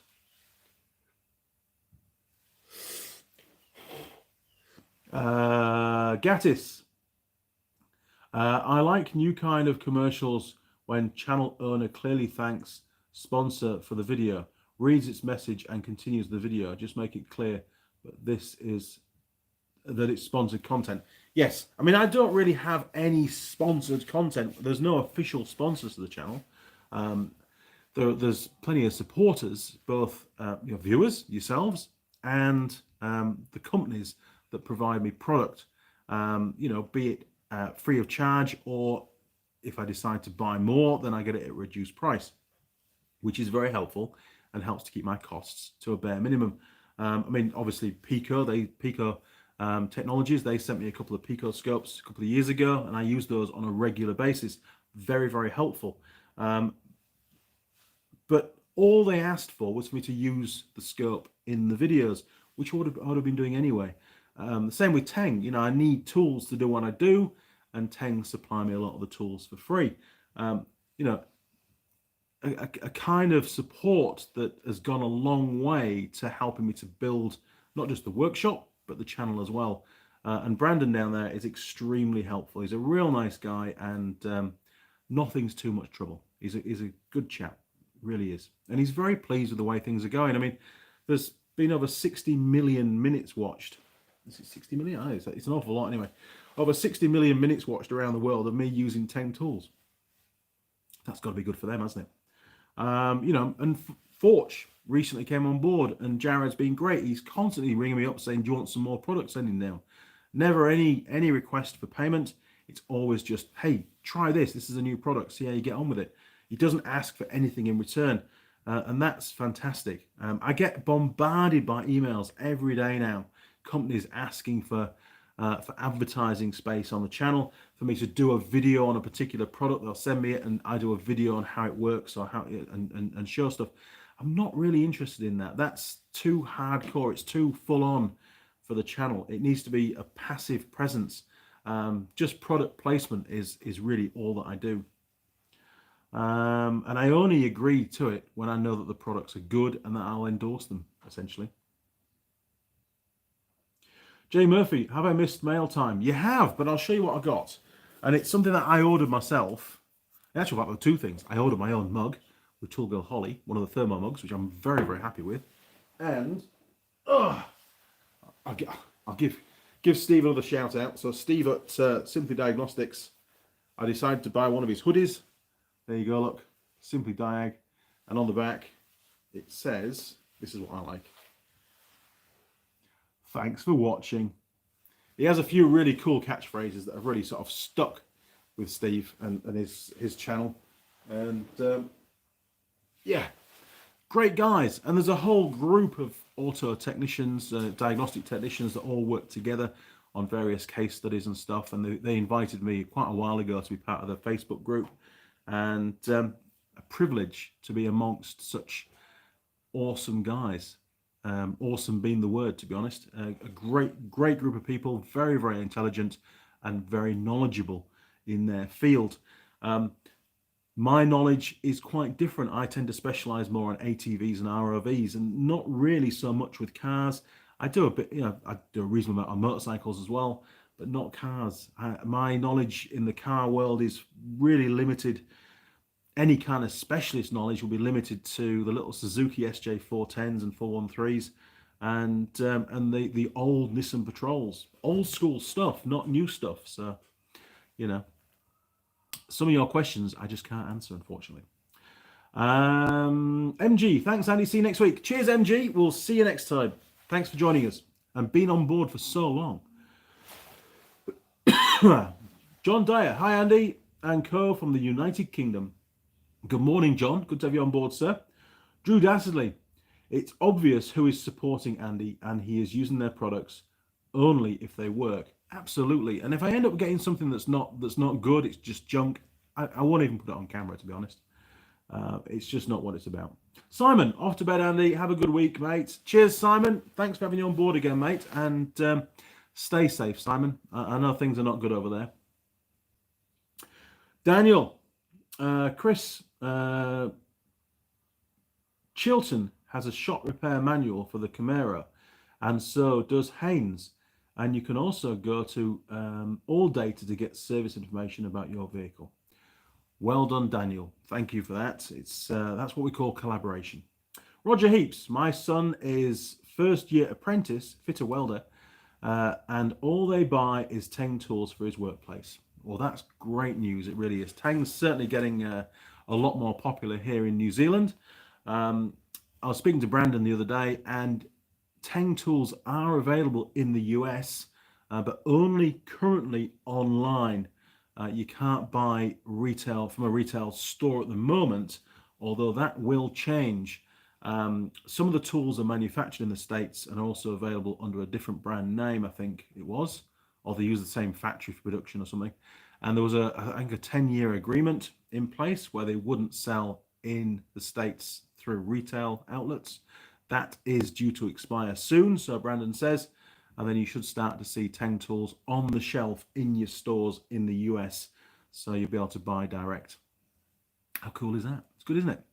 So a bit of inside knowledge there. I'm sure Brandon will be quite happy for me to say that, because there's nothing secret about it. It was a 10-year agreement. They've got to honour it. Once that's expired, it's game on. Chris, Andy, have you heard about Schrodinger's Box YouTube channel? He also does great diagnostics on cars. May seem a little arrogant, but his infos are great and scientific. No, I haven't, and I will check it out. I do like to watch different channels. So Schrodinger's Box. Okay, let's get a picture of that one. Because the reason why I take pictures is because these comments do disappear over time. There we go. These comments that you put on now don't seem to be available once the video goes permanently on the channel. John, I like Eric O. He's the best YouTube mechanic apart from... No, Eric O is far better than me as a mechanic. He's extremely knowledgeable, a really good presenter, and great fun to watch as well. Does a lot of brake videos, though. I'll give him that. He must be sick and tired of doing brake videos. But no, I think Eric's a great guy, and he's definitely a leader amongst the pack of automotive YouTube channels, in my opinion. I think he's great. Him and Ivan and Keith as well. Really good guys. And there's many other really good ones as well, to be honest, that maybe I'm not even aware of. Chris, thanks, Daniel. We'll check that out. Shane Waterhouse. Hi from Australia. Good morning, Shane. Hope Australia's not doing too badly at the moment. I think last time I heard things were pretty bad in Victoria going on. Lone Mechanic. Good evening, Andy. Good morning, evening, Lone Mechanic. Drew Dassley. Oh, the days of Chilton and All Data CDs. They were all moved to the cloud now, charging a hell of a lot more as well. Yeah, it's all about subscriptions, isn't it? Daniel Bedell. Chilton repair manuals on a Google search and Haynes repair manuals on a Google search for them too. But I also highly recommend All Data because they also give you OEM wire color coding and locations. That's really important, having that OEM wiring diagrams is gold, to be honest, when you're doing diagnostics. And also knowing where the components are on the vehicle. You can spend hours searching around for a bloody relay. Connor K, you mentioned the Dukes of Hazzard TV show. I just sent a pic of a General Lee smart car. What? To your Facebook page. General Lee smart car? You're kidding me. I'll have to check that out. Daniel Bedell, you're welcome. General Lee smart car. Oh my word, there's so many messages. Here we go. This will be a laugh. Come on, Facebook, open up. What's going on there?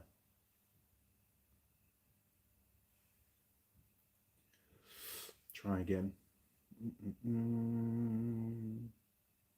See if I can find it. Don't know where it's gone, Connor. Hang on.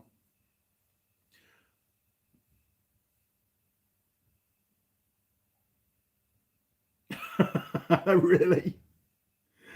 Oh, God. There you go, look. Oh, too much glare. Sorry. Look at that! Now, that's the kind of machine that I would not want to jump an old rickety bridge in. Believe me. But hey, good on them for doing that, you know. Obviously, somebody else out there likes the Dukes of Hazzard, but a very different take on a Dukes of Hazzard General Lee, isn't it? Daniel Bedell, you're welcome. Chris, I wouldn't worry about OEM wiring color. This car is about 10-15% OEM. The rest is custom. Holy shit. And probably needs to be redone. Daniel, I'm so happy I made the choice to get the all data. Yeah, it makes a big difference. Chris, at least I got it for cheap. Good man. Okay, crew. Well, we are 2 hours and 27 minutes in on this live stream. I wouldn't say it's quite a record, but we're not far off the maximum length video that I've ever put out. So I'm going to have to sign off. I think we're all done. Both coffees are cold. I've run out of cigarettes pretty much. And I've got lots of messages to read on my phone from you guys as well. So I'm going to sign off. I'm going to crack on with some more of the fabrication work on the racking. And probably I would say another 2 to 3 days work at least to get it all done. I'm doing it in 2 halves because I just don't have the room in the workshop to store all the stuff that's on the second. In fact, I'm dreading taking it all down, to be honest. It's just going to swamp the workshop with boxes of stuff, unfortunately. There's a lot of gear up there. But General Wee. Thank you very much for joining me. And if you haven't yet been on that Zazzle store, do check it out. There's a link down in the description. There might be something that takes you fancy. If you do get it sent through. Send me a selfie with that. Or if it's one of the toolbox stickers, put it in your toolbox. Send me a picture of your toolbox with a sticker on. And I'll put you in the draw to win all that gear in December this year. We've got quite a few entrants, but at the moment, there's not lots of entrants. So there's still a very high chance of winning at the moment. Okay, crew. Well, that's about it from me. And again, thank you for joining. And I will see you next Sunday if all goes to plan. We'll see you around. Cheers. Over and out.